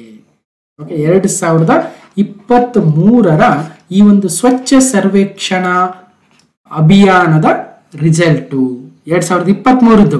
ಈಗ 2024ರಲ್ಲಿ ರಿಸಲ್ಟ್ ಬಂದಿದೆ, ಬಟ್ ಒಟ್ಟಾರೆಯಾಗಿ 2023ರ ಒಂದು ಸರ್ವೆಯನ್ನು ತೆಗೆದುಕೊಂಡು ರಿಸಲ್ಟನ್ನು ಬಿಟ್ಟಿರ್ತಕ್ಕಂಥದ್ದು. 2022ರಲ್ಲೂ ಕೂಡ ಇಂದೋರ್ ನಂಬರ್ 1 ಸ್ಥಾನದಲ್ಲಿ ಬಂದಿತ್ತು, 2021ರಲ್ಲೂ ಬಂದಿತ್ತು, 2020ರಲ್ಲೂ ಬಂದಿತ್ತು, 2019ರಲ್ಲೂ ಬಂದಿತ್ತು, 2018ರಲ್ಲೂ ಬಂದಿತ್ತು, 2017ರಲ್ಲೂ ಬಂದಿತ್ತು. 1 2 3 4 5 6 7. 2016ರಲ್ಲಿ ಯಾರು ಬಂದಿದ್ರು ಅಂದ್ರೆ ಮೈಸೂರು, ನಮ್ಮ ಕರ್ನಾಟಕದ ಸಾಂಸ್ಕೃತಿಕ ನಗರ ಮೈಸೂರು ಮೊದಲನೇ ಸ್ಥಾನದಲ್ಲಿತ್ತು. ಗಮನ ಹರಿಸಿ, ಮೊದಲನೇ ಒಂದು ಸರ್ವೆದಲ್ಲಿ, ಮೊದಲ 2 ಸರ್ವೆ ಇರ್ಬೇಕನ್ಸುತ್ತೆ, ಒಟ್ಟಿನಲ್ಲಿ 2016ರಲ್ಲಿ ಮೊದಲನೇ ಸ್ಥಾನದಲ್ಲಿ ನಮ್ಮ ಕರ್ನಾಟಕದ ಹೆಮ್ಮೆಯ ನಗರಿ, ಸಾಂಸ್ಕೃತಿಕ ನಗರಿ ಮೈಸೂರು ಬಂದಿತ್ತು. ಆದರೆ ಹೋಗ್ತಾ ಹೋಗ್ತಾ ಹೋಗ್ತಾ ಹೋಗ್ತಾ ಯಾಕೋ ಅಲ್ಲಿನ ಕ್ಲೀನ್ಲಿನೆಸ್ ಅಷ್ಟೊಂದು ಇಂಪ್ರೂವ್ ಆಗ್ತಾ ಇಲ್ಲ. ಹಾಗಾಗಿ ಇವತ್ತು 23ನೇ ಸ್ಥಾನದಲ್ಲಿ ಬಂದಿದೆ. ನೋಡೋಣ ಅದರ ಬಗ್ಗೆ. ಒಟ್ಟಾರೆಯಾಗಿ ಇಂದೋರು ಸ್ವಚ್ಛ ನಗರಿ ಗರಿಮೆಯನ್ನ ಸತತವಾಗಿ 7ನೇ ಬಾರಿಗೆ ಪಡಿತಾ ಇದೆ ಅನ್ನೋದನ್ನ ಗಮನಿಸೋಣ. ಓಕೆ ಸೊ ಇದ್ರ ಬಗ್ಗೆ ಏನಿದೆ ಆರ್ಟಿಕಲ್. 7ನೇ ಬಾರಿಗೆ ಇಂದೋರ್ಗೆ ಸ್ವಚ್ಛ ನಗರಿ ಗರಿಮೆ 2023ನೇ ಸಾಲಿನ ಕೇಂದ್ರ ಸರ್ಕಾರದ ಸ್ವಚ್ಛ ಸರ್ವೇಕ್ಷಣಾ ಪ್ರಶಸ್ತಿಗಳು ಘೋಷಣೆಯಾಗಿದ್ದು, ಮಧ್ಯಪ್ರದೇಶದ ಇಂದೋರ್ ನಗರವು ಸತತ 7ನೇ ಬಾರಿಗೆ ದೇಶದಲ್ಲೇ ಅತ್ಯಂತ ಸ್ವಚ್ಛ ನಗರಿ ಎಂಬ ಶ್ರೇಯಕ್ಕೆ ಪಾತ್ರವಾಗಿದೆ. ಓಕೆ, ಸತತ 7ನೇ ಬಾರಿಗೆ. ಮೊದಲನೇ ಸ್ಥಾನದಲ್ಲಿ ಮಧ್ಯಪ್ರದೇಶದ ಇಂದೋರ್ ನಗರ. ಇದೊಂದೇನ ಅಂದ್ರೆ ಇಲ್ಲ, ಗುಜರಾತ್ನ ಸೂರತ್ ಕೂಡ ಸ್ವಚ್ಛ ನಗರದ ಪಟ್ಟಿಯಲ್ಲಿ ಮೊದಲನೇ ಸ್ಥಾನದಲ್ಲಿದೆ. ಸೂರತ್ ಗುಜರಾತ್ ಇಂದು. ಹಾಗಾದ್ರೆ 2 ನಗರಗಳು, ಒಂದು ಇಂದೋರು ಮತ್ತೊಂದು ಸೂರತ್, ಜಂಟಿಯಾಗಿ ಅಗ್ರಸ್ಥಾನದಲ್ಲಿ ಬಂದಿದ್ದಾವೆ 2023ರ ಸ್ವಚ್ಛ ಸರ್ವೇಕ್ಷಣಾ ಪ್ರಶಸ್ತಿಗಳಲ್ಲಿ. ಮತ್ತು ಒಂದನೇ ಸ್ಥಾನದಲ್ಲಿ ಇಂದೋರ್ ಮತ್ತು ಸೂರತ್ ಅಂದ್ವಲ್ವಾ, 1 2 ಅವೇ ಬಂದ್ಬಿಟ್ಟು. ಇನ್ನು 3ನೇ ಸ್ಥಾನ ಕೊಟ್ಟಿದ್ದಾರೆ. 3ನೇ ಸ್ಥಾನದಲ್ಲಿ ನವಿ ಮುಂಬೈ ಇದೆ. ಓಕೆ, ಉಳಿದಂತೆ ದೇಶದ ಸ್ವಚ್ಛ ರಾಜ್ಯದ ಗರಿಮೆ ನೋಡಿ, ಇದು ಒಂದ್ ಕಡೆ ಇಂದೋರ್, ಸೂರತ್, ನವಿ ಮುಂಬೈಗಳು ಸ್ವಚ್ಛ ನಗರಿಗಳಾದವು. ಕ್ಲೀನೆಸ್ಟ್ ಸಿಟಿ ಅಂಡರ್ ಅಲ್ಲಿ ಇಂದೋರ್, ಸೂರತ್, ನವಿ ಮುಂಬೈ ಆದ್ರೆ, ಈ ಕಡೆ ನಾನು ಏನ್ ಬರ್ತೀನಿ, ಸ್ವಚ್ಛ ರಾಜ್ಯಗಳ ಬಗ್ಗೆ ಬರಿತೀನಿ. ಸ್ವಚ್ಛ ರಾಜ್ಯಗಳು ನೋಡಿ, ಸ್ವಚ್ಛ ನಗರಿ ಬೇರೆ, ಸ್ವಚ್ಛ ರಾಜ್ಯ ಬೇರೆ. ಇಡೀ ರಾಜ್ಯವನ್ನ ಒಂದಾಗಿ ಪರಿಗಣನೆ ತೆಗೆದುಕೊಂಡಾಗ ಸ್ವಚ್ಛ ರಾಜ್ಯದ ಗರಿಮೆಯನ್ನ ಮೊದಲನೇ ಸ್ಥಾನದಲ್ಲಿ ಮಹಾರಾಷ್ಟ್ರ ಬಂದಿದೆ. ಮಹಾರಾಷ್ಟ್ರ ಕ್ವಶನ್ ಹೆಂಗ್ ಬೇಕಾದ್ರೂ ಬರ್ಬೋದು. ಸ್ವಚ್ಛ ನಗರಿ ಯಾವ್ದಂತ ಬರ್ಬೋದು, ಸ್ವಚ್ಛ ರಾಜ್ಯ ಯಾವ್ದಂತ ಬರ್ಬೋದು. ಮೊದಲನೇ ಸ್ಥಾನದಲ್ಲಿ ಮಹಾರಾಷ್ಟ್ರ, 2ನೇ ಸ್ಥಾನದಲ್ಲಿ ಮಧ್ಯಪ್ರದೇಶ ರಾಜ್ಯ ಇದೆ, 3ನೇ ಸ್ಥಾನದಲ್ಲಿ ಛತ್ತೀಸ್ಗಢ ಬಂದಿದೆ. ಸೊ ಮಹಾರಾಷ್ಟ್ರ, ಮಧ್ಯಪ್ರದೇಶ, ಛತ್ತೀಸ್ಗಢ ಸ್ವಚ್ಛ ರಾಜ್ಯಗಳಲ್ಲಿ ಟಾಪ್ ಅಲ್ಲಿದ್ರೆ, ಇಂದೋರ್, ಸೂರತ್ ಮತ್ತು ನವಿ ಮುಂಬೈಗಳು ಸ್ವಚ್ಛ ನಗರಗಳಲ್ಲಿ ಟಾಪ್ ಅಲ್ಲಿದ್ದಾವೆ. ಹಾಗಾದ್ರೆ ಮಧ್ಯ ಭಾರತವೇ ಸ್ವಚ್ಛವಾಗಿದೆ ಅನ್ನಂಗೆ ಅರ್ಥ ಆಯ್ತು. ಕಳೆದ ವರ್ಷದ ಸರ್ವೇಕ್ಷಣದಲ್ಲಿ ಮಧ್ಯಪ್ರದೇಶ ಅತ್ಯಂತ ಸ್ವಚ್ಛ ರಾಜ್ಯವಾಗಿತ್ತು. ಈ ಸಲ ಮಹಾರಾಷ್ಟ್ರ ಮೇಲಕ್ಕೆ ಬಂದಿದೆ. ಸೊ ಒಂದ್ ಕಡೆ ಒಂದಷ್ಟು ಮಾಹಿತಿ ನೋಡಿದ್ರಲ್ವಾ. ಈ ಆರ್ಟಿಕಲ್ ಅಲ್ಲಿ ಇರ್ತಕ್ಕಂಥದ್ದು ಮೊದಲನೇ ಪ್ಯಾರಾದಲ್ಲಿ ಇರೋದು ಸ್ವಚ್ಛ ನಗರಗಳ ಬಗ್ಗೆ, 2ನೇ ಪ್ಯಾರಾ ಇರೋದು ಸ್ವಚ್ಛ ರಾಜ್ಯಗಳ ಬಗ್ಗೆ. ನೋಡಿ ಹೆಂಗರ ಮಾಡಿ ನೆನ್ಪಿಡ್ಬೇಕು. ಓಕೆ, ಇನ್ನು ದೇಶದ 3970 ನಗರಗಳ ಪೈಕಿ 1 ಲಕ್ಷ ಜನಸಂಖ್ಯೆಯುಳ್ಳ ನಗರಗಳ ಕ್ಯಾಟಗರಿಯಲ್ಲಿ ಮಹಾರಾಷ್ಟ್ರದ ಸಾಸ್ವದ್ ನಗರವು ನಂಬರ್ 1 ಸರ್. ಇಲ್ಲಿ ನೋಡಿ ಮತ್ತೇನ್ ಮಾಡ್ತಾರೆ, 1 ಲಕ್ಷ ಜನಸಂಖ್ಯೆ ಇರ್ತಕ್ಕಂಥದ್ದು ಅಥವಾ ಅದಕ್ಕಿಂತ ಕೆಳಗಿರ್ತಕ್ಕಂಥ ನಗರಗಳನ್ನ ಒಂದ್ ಕಡೆ ಮಾಡಿದಾಗ, ಸೊ ಇಲ್ಲಿ ಈ ಕೆಳಗಡೆ ಬರ್ತೀನಿ. ಸೊ ಇಲ್ಲಿ 1 ಲಕ್ಷಕ್ಕಿಂತ ಕೆಳಗಿರ್ತಕ್ಕಂಥ ನಗರಗಳು, ಅದರಲ್ಲಿ ಮಹಾರಾಷ್ಟ್ರದ ಸಾಸ್ವದ್ ಎನ್ನುವ ನಗರ ಮೊದಲನೇ ಸ್ಥಾನದಲ್ಲಿದ್ರೆ, 2ನೇ ಸ್ಥಾನದಲ್ಲಿ ಛತ್ತೀಸ್ಗಢದ ಪಟನ್ ಎನ್ನುವ ನಗರ, 3ನೇ ಸ್ಥಾನದಲ್ಲಿ ಲೋನಾಲ್ವಾ ಎನ್ನುವ ಮಹಾರಾಷ್ಟ್ರದ ನಗರ. ಸೊ ನೋಡಿ ಯಾವ ತರ ಇದೆ, ಸಾಸ್ವದ್, ಪಟನ್, ಲೋನ್ಲವಾ. ಮಹಾರಾಷ್ಟ್ರದ ಸಾಸ್ವದ್, ಛತ್ತೀಸ್ಗಢದ ಪಟನ್, ಮಹಾರಾಷ್ಟ್ರದ ಲೋನಾಲ್ವಾ. ಓಕೆ, ಸ್ವಲ್ಪ ಅಡ್ಜಸ್ಟ್ ಮಾಡ್ಕೊಳ್ಳಿ. ರೈಟ್. ಇನ್ನೊಂದ್ ಕಡೆ ಈ ಕಡೆ ಬರ್ತೀನಿ ನೋಡಿ, ಇದು 4ನೇ ಕ್ಯಾಟಗರಿ. ಇಲ್ಲೇನಿದೆ, ಗಂಗಾ ನದಿ ಹರಿತಕ್ಕಂತ ನಗರಗಳ ಪೈಕಿ, ಗಂಗಾ ನದಿ ಹರಿಯುತ್ತಲ್ವಾ ಆ ನಗರಗಳು. ಯಾಕೆ ಸರ್ ನಮ್ಮ ಕೃಷ್ಣಾ ನದಿ ಹರಿಯುವ ನಗರಗಳನ್ನ ಯಾಕೆ ತಗೋಬಾರ್ದು ಅಂದ್ರೆ, ತಗೊಂಡಿಲ್ಲ, ಏನ್ ಮಾಡೋದು ಅಲ್ವಾ. ಇರ್ಲಿ, ಸದ್ಯಕ್ಕೆ ನಮ್ ಕಾಂಪಿಟೇಟಿವ್ ಎಕ್ಸಾಮ್ ಅಲ್ಲಿ ಇಲ್ಲಪ್ಪ ನಾನು ಗಂಗಾ ನದಿ ಹರಿಯೋದು ನಗರಗಳನ್ನ ನಾನು ಓದೋದೇ ಇಲ್ಲ ಅಂದ್ರೆ ಹೆಂಗೆ ಅಲ್ವಾ. ಎಕ್ಸಾಮ್ ಅಲ್ಲಿ ಮಾರ್ಕ್ಸ್ ಬರ್ಬೇಕಲ್ಲ. ನಮ್ದು ಅದು ಫೀಲ್ ಬೇರೆ. ನಮ್ ಕೃಷ್ಣಾ ನದಿನ ತಗೊಳ್ರಿ, ನಮ್ಮ ರಾಯಚೂರು ಕ್ಲೀನ್ಲಿ ಸಿಟಿನ, ಅಥವಾ ನಮ್ಮ ಬೆಳಗಾವಿ ಕ್ಲೀನ್ಲಿ ಸಿಟಿನ ಅಥವಾ ಇನ್ನೊಂದು ಅಂತ. ಈ ಕಡೆ ಇಲ್ಲ ರೀ ನಮ್ಮ ಕಾವೇರಿ ನದಿ ಹರಿತಕ್ಕಂಥ ಸ್ಥಳಗಳನ್ನು ತೆಗೆದುಕೊಳ್ಳೋಣ. ನಾವು ಬೇಡ, ನಾವೇನ್ ಮಾಡ್ಬೇಡ, ನಮ್ಮ ತುಂಗಭದ್ರಾ ನದಿ ಹರಿತಕ್ಕಂಥ ನಗರಗಳನ್ನು ತೆಗೆದುಕೊಳ್ಳೋಣ. ಯಾವುದು ಕ್ಲೀನ್ ಆಗಿದೆ? ಹೊಸಪೇಟೆ ಕ್ಲೀನ್ ಆಗಿದೆಯಾ ಅಥವಾ ನಮ್ಮ ಪೋತ್ನಾಳ್ ಕ್ಲೀನ್ ಆಗಿದೆಯಾ? ಅಲ್ವಾ, ಇರ್ಲಿ. ಸೊ ಹಾಗಾದ್ರೆ ಗಂಗಾ ನದಿ ಹರಿತಕ್ಕಂಥ ನಗರಗಳ ಪೈಕಿ ಮೊದಲನೇ ಸ್ಥಾನದಲ್ಲಿ ವಾರಣಾಸಿ ಗಂಗಾ ನದಿ ಹರಿಯುವ ನಗರಗಳನ್ನ ಪರಿಗಣನೆಗೆ ತೆಗೆದುಕೊಂಡಾಗ ಅತ್ಯಂತ ಸ್ವಚ್ಛ ನಗರವಾಗುತ್ತೆ ವಾರಣಾಸಿ. ಎರಡನೇ ಸ್ಥಾನ, ಮೂರನೇ ಸ್ಥಾನ, ಯಾವ್ಯಾವ ಇದಾವೆ ಅಂತ ನೋಡೋಣ. ಓಕೆ, ಇನ್ನೊಂದು, ಈ ಇಡೀ ಸ್ವಚ್ಛ ಸರ್ವೇಕ್ಷಣವನ್ನ ಸರ್ವೆ ಮಾಡ್ತಕ್ಕಂಥ, ಇವುಗಳನ್ನ ರಿಸಲ್ಟ್ ಅನ್ನ ಕೊಡ್ತಕ್ಕಂಥ ಏನು ನಿರ್ಧಾರ ಅಥವಾ ಜವಾಬ್ದಾರಿಯನ್ನ ವಹಿಸ್ಕೊಳ್ತಕ್ಕಂಥ ಸಂಸ್ಥೆ ಯಾವುದು ಅಂತ ಕೇಳ್ತಾರೆ. ಕೇಂದ್ರದ ನಗರಾಭಿವೃದ್ಧಿ ಸಚಿವಾಲಯ. ಕೇಂದ್ರದ ನಗರಾಭಿವೃದ್ಧಿ ಸಚಿವಾಲಯವು ಈ ಒಂದು ಪ್ರಶಸ್ತಿಯನ್ನ ನೀಡ್ತಾ ಇದೆ. ದ್ರೌಪದಿ ಮುರ್ಮು ಅವರು ಪ್ರಶಸ್ತಿ ಸಮಾರಂಭದಲ್ಲಿ ಭಾಗವಹಿಸಿ ಪ್ರದಾನ ಮಾಡಿದ್ರು. ಅದರ ಒಂದು ಕೇಂದ್ರ ನಗರಾಭಿವೃದ್ಧಿ ಸಚಿವರಾಗಿರ್ತಕ್ಕಂಥ ಹರ್ದೀಪ್ ಸಿಂಗ್ ಪುರಿರವರು ಕೂಡ ಉಪಸ್ಥಿತರಿದ್ದರು. ಅರ್ಥ ಆಯ್ತಲ್ವಾ? ಇಲ್ಲಿ 4 ಕೆಟಗರಿ ಇಂಪಾರ್ಟೆಂಟ್. ಒಂದು, ಅತ್ಯಂತ ಸ್ವಚ್ಛ ನಗರಿ ಇಂದೋರ್, ಸೂರತ್, ನವಿ ಮುಂಬೈ. ಅತ್ಯಂತ ಸ್ವಚ್ಛ ರಾಜ್ಯಗಳು ಮಹಾರಾಷ್ಟ್ರ, ಮಧ್ಯಪ್ರದೇಶ, ಛತ್ತೀಸ್ಗಢ. ಅತ್ಯಂತ ಸ್ವಚ್ಛ ನಗರಿ ಬಿಲೋ 1 lakh ಸಾಸ್ವದ್, ಪಾಟನ್, ಲೋನಾವ್ಲಾ. ಮತ್ತು ಗಂಗಾ ನದಿ ಇರತಕ್ಕಂಥ ನಗರಿಗಳು ಅತ್ಯಂತ ಸ್ವಚ್ಛ ವಾರಣಾಸಿ. ಈ 4 ಕೆಟಗರಿ ಮತ್ತು ಕೇಂದ್ರದ ನಗರಾಭಿವೃದ್ಧಿ ಸಚಿವಾಲಯ, ಅದರ ಸಚಿವರು ಯಾರ ಪ್ರಶಸ್ತಿಗಳನ್ನು ಪ್ರದಾನ ಮಾಡಿದ್ರು. ಇಷ್ಟೇ ಆರ್ಟಿಕಲ್ ಇಷ್ಟೇ ಇದೆ. ಇದರಲ್ಲಿ ಬೇರೆ ಬೇರೆ ಅಂಶಗಳನ್ನ ನಾವು ಹೇಗಾದ್ರೂ ನೆನ್ಪಿಡ್ಬೇಕು. ನೋಡ್ರಿ, ಇದನ್ನ ಕೊಟ್ಬಿಡ್ಬೋದು ನಿಮಗೆ. ಇದು PDF ಕೊಟ್ಟು ನೋಡ್ಕೊಳ್ರಿ ಅಂದ್ರೆ ನೋಡ್ಬೋದು. ಹಾಗಾದ್ರೆ ಟೀಚರ್ಸೇ ಬೇಕಿರ್ಲಿಲ್ಲ ಅಲ್ವಾ? ಎಲ್ಲವನ್ನ ಒಬ್ಬ ಸ್ಟೂಡೆಂಟ್ ತಾನೇ ಓದ್ಕೊಳ್ಳಾಗಿದ್ರೆ ಇಷ್ಟೆಲ್ಲ ಶಾಲಾ ಕಾಲೇಜುಗಳು, ಯೂನಿವರ್ಸಿಟಿಗಳು ಇಂತಿಂತ ದೊಡ್ಡ ದೊಡ್ಡ ಯಾಕೆ ಬೇಕಾಗಿತ್ತು? ಟೀಚರ್ಸ್ ಬೇಡ ಅಂದ್ರೆ. ಯಾಕಂದ್ರೆ ಮನುಷ್ಯನ ಒಬ್ಬ ವಿದ್ಯಾರ್ಥಿ ಅಥವಾ ಒಬ್ಬ ಹ್ಯೂಮನ್ ಬೀಯಿಂಗ್ ಹೆಂಗಂದ್ರೆ, ಆತ ತಾನೇ ಓದೋದಕ್ಕೂ ಒಂದು ಪಾಠ ಆದ್ರೆ ಇನ್ನೊಂದು ಪಾಠ ಎಲ್ಲ ಒಂದ್ ಕಡೆ ಕೇಳಬೇಕು, ಇನ್ನೊಂದು ಪಾಠ ಎಲ್ಲ ಒಂದ್ ಕಡೆ ನೋಡ್ಬೇಕು, ಇನ್ನೊಂದು ಪಾಠ ಎಲ್ಲ ಒಂದ್ ಕಡೆ ಅವನು ಅನುಭವಿಸ್ಬೇಕು. ಆಗ ಮಾತ್ರ ಒಬ್ಬ ಕಂಪ್ಲೀಟ್ ವಿದ್ಯಾರ್ಥಿ ರೆಡಿ ಆಗೋದಕ್ಕೆ ಸಾಧ್ಯ. ಎಲ್ಲವನ್ನ ನಾನೇ ಓದ್ತೀನಿ ಅಂದ್ರೂ ಸಾಧ್ಯ ಆಗಲ್ಲ, ಎಲ್ಲವನ್ನ ಪಾಠದ ಮುಖಾಂತರನೇ ಕೇಳ್ತೀನಿ ಅಂದ್ರೂ ಸಾಧ್ಯ ಆಗಲ್ಲ, ಎಲ್ಲವನ್ನ ಪಾಠದ ಮುಖಾಂತರ ನೋಡ್ತೀನಿ ಅಂದ್ರೂ ಸಾಧ್ಯವಾಗಲ್ಲ, ಎಲ್ಲವನ್ನೂ ನಾನು ನನ್ನ ಜೀವನದಲ್ಲಿ ಅನುಭವಿಸಿಯೇ ಕಲಿತೀನಿ ಅಂದ್ರೂ ಕೂಡ ಸಾಧ್ಯ ಆಗಲ್ಲ ಅಲ್ವಾ? ಅರ್ಥ ಮಾಡ್ಕೋಬೇಕು, ಇವೆಲ್ಲ ಜೀವನದ ಪಾಠಗಳಾಗ್ತವೆ. ಓಕೆ, ಸರಿ.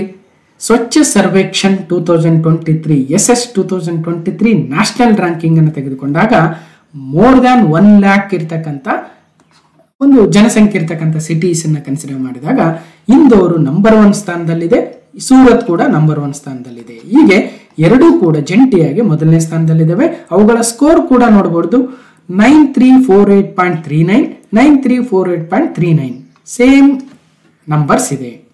3ನೇ ಸ್ಥಾನದಲ್ಲಿ ನವಿ ಮುಂಬೈ, 4ನೇ ಸ್ಥಾನದಲ್ಲಿ ವಿಶಾಖಪಟ್ಟಣಂ, 5 ಭೂಪಾಲ್, 6 ವಿಜಯವಾಡ, 7 ನವದೆಹಲಿ, 8 ತಿರುಪತಿ, 9 ಗ್ರೇಟರ್ ಹೈದರಾಬಾದ್, 10 ಪುಣೆ. ಇವು ಮೊದಲ 10 ಸ್ಥಾನದಲ್ಲಿರ್ತಕ್ಕಂಥ 1 ಲಕ್ಷಕ್ಕೂ ಅಧಿಕ ಜನಸಂಖ್ಯೆಯನ್ನು ಉಳ್ಳಂತಹ ಭಾರತದ ಅತ್ಯಂತ ಸ್ವಚ್ಛ ನಗರಿಗಳು ಅಕಾರ್ಡಿಂಗ್ ಟು ದ ಸ್ವಚ್ಛ ಸರ್ವೇಕ್ಷಣ್ ಸರ್ವೆ 2023.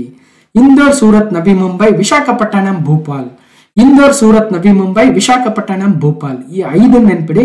ಯಾಕಂದ್ರೆ ಮೇ ಬಿ ಏರಿಕೆ ಕ್ರಮದಲ್ಲಿ ಬರೀರಿ, ಇಳಿಕೆ ಕ್ರಮದಲ್ಲಿ ಬರೀರಿ, ಏನಾರ ಕೊಡಬಹುದು ಅಥವಾ ಮ್ಯಾಚ್ ಮಾಡಿ ಅಂತ ಕೊಡಬಹುದು.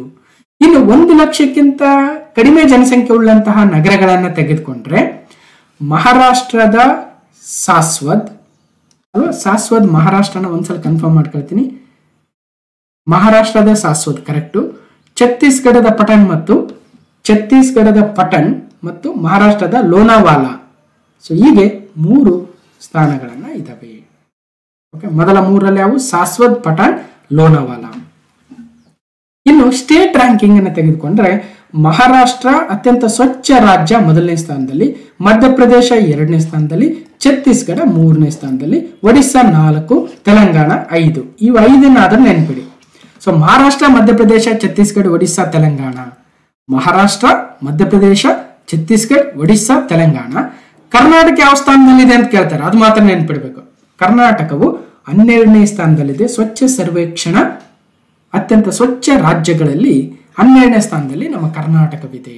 ಓಕೆ, ಕೊನೆಯ ಸ್ಥಾನದಲ್ಲಿ ಅರುಣಾಚಲ್ ಪ್ರದೇಶ ಇದೆ, ಗಮನಿಸಬೇಕು. ಇನ್ನು ಗಂಗಾ ನದಿ ಹರಿತಕ್ಕಂಥ ಟೌನ್ಗಳು ಪಟ್ಟಣಗಳನ್ನು ತೆಗೆದುಕೊಂಡಾಗ ವಾರಣಾಸಿ, ಉತ್ತರ ಪ್ರದೇಶದ ವಾರಣಾಸಿ ಮೊದಲನೇ ಸ್ಥಾನದಲ್ಲಿ, ಎರಡನೇ ಸ್ಥಾನದಲ್ಲಿ ಉತ್ತರ ಪ್ರದೇಶದ ಪ್ರಯಾಗ್ರಾಜ್, ಮೂರನೇ ಸ್ಥಾನದಲ್ಲಿ ಬಿಜ್ನೋರ್ ಅಂತ. ಒಟ್ಟಾರೆಯಾಗಿ ಮೊದಲನೇ ಸ್ಥಾನದಲ್ಲಿ ನೆನ್ಪಿಡಿ, ವಾರಣಾಸಿ ಅತ್ಯಂತ ಸ್ವಚ್ಛ ನಗರಿಯಾಗುತ್ತೆ, ಗಂಗಾ ನದಿ ಹರಿತಕ್ಕಂಥದ್ದು. ಅಲ್ಲಿ ಮಾನ್ಯ ಪ್ರಧಾನಮಂತ್ರಿಗಳೇ ಆ ಒಂದು ವಾರಣಾಸಿಯ MP ಕೂಡ, ಮೆಂಬರ್ ಆಫ್ ಪಾರ್ಲಿಮೆಂಟ್ ಕೂಡ ಇದ್ದಾರೆ, ಗಮನಿಸಬೇಕು. ಮಧ್ಯ ಭಾರತವೇ ಸ್ವಚ್ಛ ಭಾರತ. ದೇಶದ ನಗರಗಳಲ್ಲಿ ಹೆಚ್ಚು ಸ್ವಚ್ಛ ಎಂಬುದನ್ನು ನಿರ್ಧರಿಸುವ 2023ನೇ ಸಾಲಿನ ಸ್ವಚ್ಛ ಸರ್ವೇಕ್ಷಣೆಯ ಪ್ರಶಸ್ತಿಗಳು ಗುರುವಾರ ಪ್ರಕಟವಾಗಿದ್ದಾವೆ. ದೇಶದ ಅತ್ಯಂತ ಸ್ವಚ್ಛ ನಗರಿ ಎಂಬ ಹಿರಿಮೆಗೆ ಸತತ 7ನೇ ವರ್ಷ ಇಂದೋರ್ ಪಾತ್ರವಾಗಿದ್ರೆ, ಈ ಸಾಲಿನಲ್ಲಿ ಗುಜರಾತ್, ಸೂರತ್ ಕೂಡ ಆ ಸ್ಥಾನವನ್ನು ಇಂದೋರಿನೊಟ್ಟಿಗೆ ಹಂಚಿಕೊಂಡಿದೆ. ಈ ಸಾಲಿನ ಹೆಚ್ಚಿನ ಪ್ರಶಸ್ತಿಗಳು ಪಾತ್ರವಾಗಿರುವುದು ಮಧ್ಯ ಭಾರತದ ರಾಜ್ಯಗಳು. ದಕ್ಷಿಣದ ಆಂಧ್ರ ಪ್ರದೇಶ, ತೆಲಂಗಾಣಕ್ಕೆ ರಾಷ್ಟ್ರಮಟ್ಟದ ಕೆಲವು ಕಿರು ಪ್ರಶಸ್ತಿಗಳು ಕೂಡ ಬಂದಿದ್ದಾವೆ. ಸೊ ಒಟ್ಟಾರೆಯಾಗಿ ಬಹಳ ಪ್ರಶಸ್ತಿ ಇದಾವೆ, ಅದು ನೋಡ್ಬೋದು. ಇಲ್ಲಿ ಬೇರೆ ಬೇರೆ ವಿಚಾರಗಳಲ್ಲಿ ಬೇರೆ ಬೇರೆ ಇದರಲ್ಲಿ ಬೇರೆ ಬೇರೆ ಇದಾವೆ. ನಾನು ಹೇಳಿರ್ತಕ್ಕಂಥದ್ದು ಬಹಳ ಇಂಪಾರ್ಟೆಂಟ್ ಆಗಿರ್ತಕ್ಕಂಥ ಅಂಶಗಳಾಗ್ತವೆ. ಅಷ್ಟಕ್ಕೂ ಕೂಡ ಎಲ್ಲವನ್ನ ಕೊಟ್ಟಿದ್ದೀನಿ. ನಾನು ಹೇಳಿದ್ದು ಬಿಟ್ಟು ಬಂದ್ರೆ ನೋಡ್ರಿ PDF ಅಲ್ಲಿ ಕೊಟ್ಟಿದ್ದೀನಿ ಅಂತ ಹೇಳ್ಬಿಡ್ತೀನಿ ಅಷ್ಟೇ. I am safe. ಓಕೆ,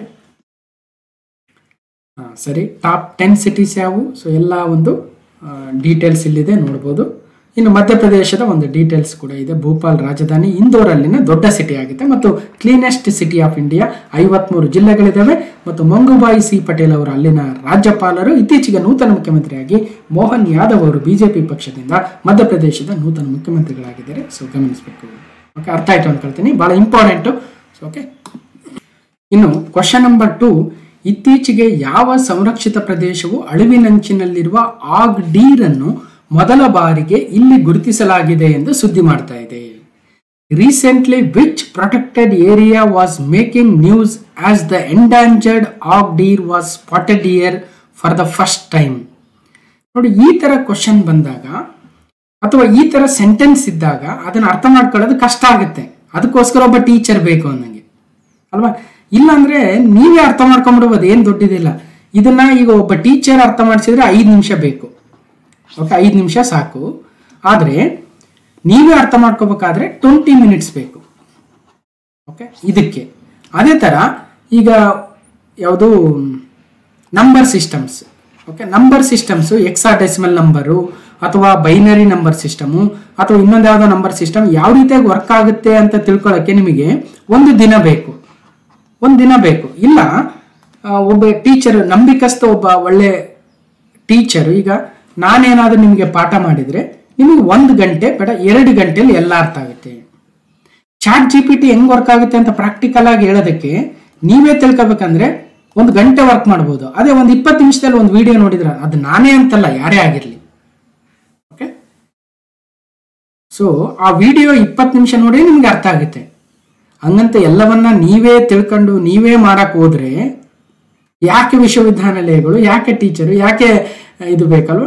ಅಷ್ಟು ಸಮಯ ಇಲ್ಲ ನಮ್ಗೆ. ನಾನೇ ಬಲ್ಬನ್ನ ಕಂಡುಹಿಡಿದು ನಾನೇ ಕರೆಂಟ್ ಉತ್ಪಾದನೆ ಮಾಡ್ಕೊಂಡು ನಾನೇ ಬೆಳಕು ಪಡಿತೀನಿ ಅಂದ್ರೆ ಬೇಕಾದ ನಮ್ಗೆ ಅಂತ ಹೇಳೋದು ಅಲ್ವಾ? ಆಲ್ರೆಡಿ ಎಲ್ಲ ಕಂಡುಹಿಡಿದಿದ್ದಾರಪ್ಪ, ನೀವು ಬಳಸ್ಕೊಂಡು ನೀನೇನು ಮಾಡ್ಬೇಕು ಅದಕ್ಕೆ ಕಡೆ ನಿನ್ ಗಮನ ಹರಿಸು. ಆಲ್ರೆಡಿ ಟೀಚರ್ಗಳು ಎಲ್ಲ ಪಾಠ ಮಾಡ್ತಾರೆ, ನೀ ಅದನ್ನ ತಿಳ್ಕೊಂಡು ಏನ್ ಮಾಡ್ಬೇಕು, ನಿನ್ನ ಅಭ್ಯುದಯಕ್ಕೆ ನೀನು ಅದನ್ನ ಬಳಸ್ಕೋಬೇಕಷ್ಟೇ ಅಲ್ವಾ? ಸೊ ಯೂಸ್ ಆದ್ರೆ ಬಳಸ್ಕೋಬೇಕಿಲ್ಲ, ಬಿಟ್ಟು ಮುಂದೆ ಹೋಗ್ತಾ ಇರ್ಬೇಕಷ್ಟೇ. Life is no. ಸರಿ, ಇಲ್ಲೇನಾಗಿದೆ ಅಂದ್ರೆ ಒಂದು ಆಗ್ ಡೀರ್ ಅಂತಕ್ಕಂಥ, ಆಗು ಮತ್ತು ಡೀರ್ 2 ವರ್ಡ್ ಇದೆ. ಆಗಂದ್ರೆ ಜನರಲ್ ಆಗಿ ನಾವು ಪಿಗ್ ಅಂತೀವಲ್ವಾ, ಹಂದಿಗೆ ನಾವು ಹಾಗ್ ಅಂತೀವಿ ಜನರಲ್ ಆಗಿ ಪಿಗ್ ಅಂತೀವಿ. ಬಟ್ ಕಾಡಿನಲ್ಲಿ ಪಿಗ್ ಅನ್ನಲ್ಲ, ಬದಲಾಗಿ ಹಾಗ್ ಅಂತಾರೆ. ಕಾಡಿನ ಹಂದಿಗಳನ್ನ ಹಾಗು ಅಥವಾ ಇನ್ನೊಂದೇನೋ ವರ್ಡ್ ಇದೆ. ಸೊ ಒಟ್ಟಿನಲ್ಲಿ ಈ ಹಂದಿ ರೀತಿಯ ಒಂದು ಜಿಂಕೆ ಅಂದಂಗೆ ಅರ್ಥ ಹಾಗ್ ಡೀರ್ ಅಂದ್ರೆ ಅಷ್ಟೇ. ಈ ಒಂದು ಹಾಗ್ ಡೀರು ಬಹಳ ಅಳಿವಿನಂಚಿನಲ್ಲಿರ್ತಕ್ಕಂಥ ಒಂದು ಪ್ರಾಣಿ ಆಗುತ್ತೆ. ಈ ಪ್ರಾಣಿ ಅಳಿವಿನಂಚಿನಲ್ಲಿರ್ತಕ್ಕಂಥ ಎಂಡೇಂಜರ್ಡ್ ಆಗಿರ್ತಕ್ಕಂಥ ಈ ಪ್ರಾಣಿ ಇತ್ತೀಚೆಗೆ ಒಂದು ಸಂರಕ್ಷಿತ ಪ್ರದೇಶದಲ್ಲಿ ಒಂದು ನ್ಯಾಷನಲ್ ಪಾರ್ಕ್ ಅಲ್ಲಿ ಕಂಡು ಬಂದಿತ್ತು ಅಂತ ಸುದ್ದಿ ಇತ್ತು. ಅಲ್ಲಿ ಹಿಂದಿನ ಯಾವತ್ತೂ ಕಂಡು ಬಂದಿರಲಿಲ್ಲ, ಇತ್ತೀಚೆಗೆ ಒಂದ್ಸಲ ಅಲ್ಲಿ ಕಾಣಿಸ್ಕೊಂಡಿದೆ ಅನ್ನಂಗೆ ಅರ್ಥ. ಹಾಗಾಗಿ ಅದು ಸುದ್ದಿಲಿದೆ ಆಗ್ ಡೀರು. ಮತ್ತು ಅದು ಎಲ್ಲಿ ಕಂಡು ಬಂತು ಅಂತ ಸುದ್ದಿಲಿದೆ ಅಂತಕ್ಕಂಥದ್ದು ಪ್ರಶ್ನೆ. ಅರ್ಥ ಆಯ್ತಲ್ವಾ? ಇತ್ತೀಚೆಗೆ ಯಾವ ಸಂರಕ್ಷಿತ ಪ್ರದೇಶದಲ್ಲಿ ಅಳಿವಿನಂಚಿನಲ್ಲಿರ್ತಕ್ಕಂಥ ಆಗ್ಡೀರು ಮೊದಲ ಬಾರಿಗೆ ಕಂಡುಹಿಡಿದಿದ್ದಾರೆ. ಮೋಸ್ಟ್ಲಿ ಅದು ಕಾಲಾಂತರದಿಂದ ಇರಬೇಕು, ಯಾರ ಕಣ್ಣಿಗೆ ಬಿದ್ದಿರ್ಲಿಲ್ಲ, ಅಥವಾ ಇನ್ನೊಂದು ಯಾವುದೋ ನ್ಯಾಷನಲ್ ಪಾರ್ಕ್ ಇಂದ ಇನ್ನೊಂದು ಯಾವುದೋ ಟೈಗರ್ ರಿಸರ್ವ್ ಇಂದ ಅಲ್ಲಿ ಬಂದಿರಬೇಕು ಅಲ್ವಾ. ಒಟ್ಟಾರೆಯಾಗಿ ಇಲ್ಲಿ 2 ಅಂಶಗಳು ಇಂಪಾರ್ಟೆಂಟ್. ಒಂದು ಆಗ್ಡೀರು, ಮತ್ತೊಂದು ಎಲ್ಲಿ ಕಂಡು ಬಂತು. ಮತ್ತೆ ಇನ್ನೊಂದು ವಿಶೇಷವಾಗಿ ಹೇಳ್ತೀನಿ, ಇದಕ್ಕೆ ಯಾಕೆ ಡೀರ್ಗೆ, ಜಿಂಕೆಗೆ ಆಗ್ ಡೀರ್ ಅಂತ ಅಂದಿ ರೀತಿಯ ಇರ್ತಕ್ಕಂಥ, ಅಂದಿ ರೀತಿಯ ಬಿಹೇವಿಯರ್ ಅನ್ನ ಮಾಡ್ತಕ್ಕಂಥ ಡೀರ್ ಅಂತ ಯಾಕೆ ಕರೀತಾರೆ, ಅದು ಬಹಳ ಕುತೂಹಲಕಾರಿಯಾಗಿದೆ. ಆಮೇಲೆ ಹೇಳ್ತೀನಿ, ಅದು ಎಕ್ಸಾಮ್ ಅಲ್ಲಿ ಬರಲ್ಲ. ಎಕ್ಸಾಮ್ ಅಲ್ಲಿ ಬರೋದು 2 ಪಾಯಿಂಟ್. ಆ ಕುತೂಹಲಕಾರಿ ಅಂಶ just for A knowledge, just for A fun. ನನಗೆ ಏನಿದೆ ನೋಡೋಣ. ರಾಜಾಜಿ ಟೈಗರ್ ರಿಸರ್ವ್, ಸುಂದರ್ಬನ್ಸ್ ವನ್ಯಜೀವಿ ಅಭಯಾರಣ್ಯ, ಬಂಡೀಪುರ ರಾಷ್ಟ್ರೀಯ ಉದ್ಯಾನವನ, ಕಾಜಿರಂಗ ರಾಷ್ಟ್ರೀಯ ಉದ್ಯಾನವನ. ಅಂದ್ರೆ ಸರಿಯಾದ ಉತ್ತರ ಉತ್ತರಾಖಂಡದ ರಾಜಾಜಿ ಟೈಗರ್ ರಿಸರ್ವ್ ಅಲ್ಲಿ ಕಂಡು ಬಂದಿತ್ತು ಆಗ್ಡೀರು. ಹಿಂದೆ ಸ್ವಲ್ಪ ಜಸ್ಟ್ ಲಿಂಕ್ ಮಾಡಿದೆ. ಓಕೆ, ರಾಜಾಜಿ ಹುಲಿ ಸಂರಕ್ಷಿತ ಪ್ರದೇಶ ಎಲ್ಲಿ ಕಂಡು ಬರುತ್ತೆ ಅಂದ್ರೆ ಉತ್ತರಾಖಂಡದಲ್ಲಿ ಇದೆ. ಮೊದಲನೇ ಅಂಶ, ಈ ಉತ್ತರಾಖಂಡದ ರಾಜಾಜಿ ಹುಲಿ ಸಂರಕ್ಷಿತ ಪ್ರದೇಶದಲ್ಲಿ ಹಿಂದೆಂದೂ ದಾಖಲಾಗದ ಹಂದಿ ಜಿಂಕೆ ಅಥವಾ ಆಗ್ಡೀರು ಪತ್ತೆ ಆಗಿದೆ, ಹಾಗಾಗಿ ಸುದ್ದಿಲಿದೆ. ಇದೇನ್ ಮಾಡುತ್ತೆ ತೋರಿಸ್ತೀನಿ. ಇಲ್ಲಿದೆ ಅಲ್ವಾ, ಇದು ಆಗ್ಡೀರ್, ಒಂದು ಜಿಂಕೆ. ಇಲ್ಲಿ ನೋಡಿ ಯಾವ ರೀತಿ ಆಗಿದೆ. ಈ ಆಗ್ಡೀರ್ ಅನ್ನ ಇಂಡಿಯನ್ ಆಗ್ಡೀರ್ ಅಥವಾ ಇಂಡೋ ಚೈನೀಸ್ ಆಗ್ಡೀರ್ ಅಂತ ಕರಿತೀವಿ. ಇದೊಂದು ಭಾರತೀಯ ಉಪಖಂಡ ಮತ್ತು ಇಂಡೋ ಗಂಗಾ ಬಯಲು ಪ್ರದೇಶದಲ್ಲಿ ಸ್ಥಳೀಯವಾಗಿ ಕಂಡು ಬರತಕ್ಕಂಥ ಒಂದು ಪ್ರಾಣಿ ಪ್ರಭೇದವಾಗಿದೆ. ಇಂಡಿಯನ್ ಆಗ್ಡೀರ್ ಅಂತ ಕೂಡ ಕರಿಬಹುದು.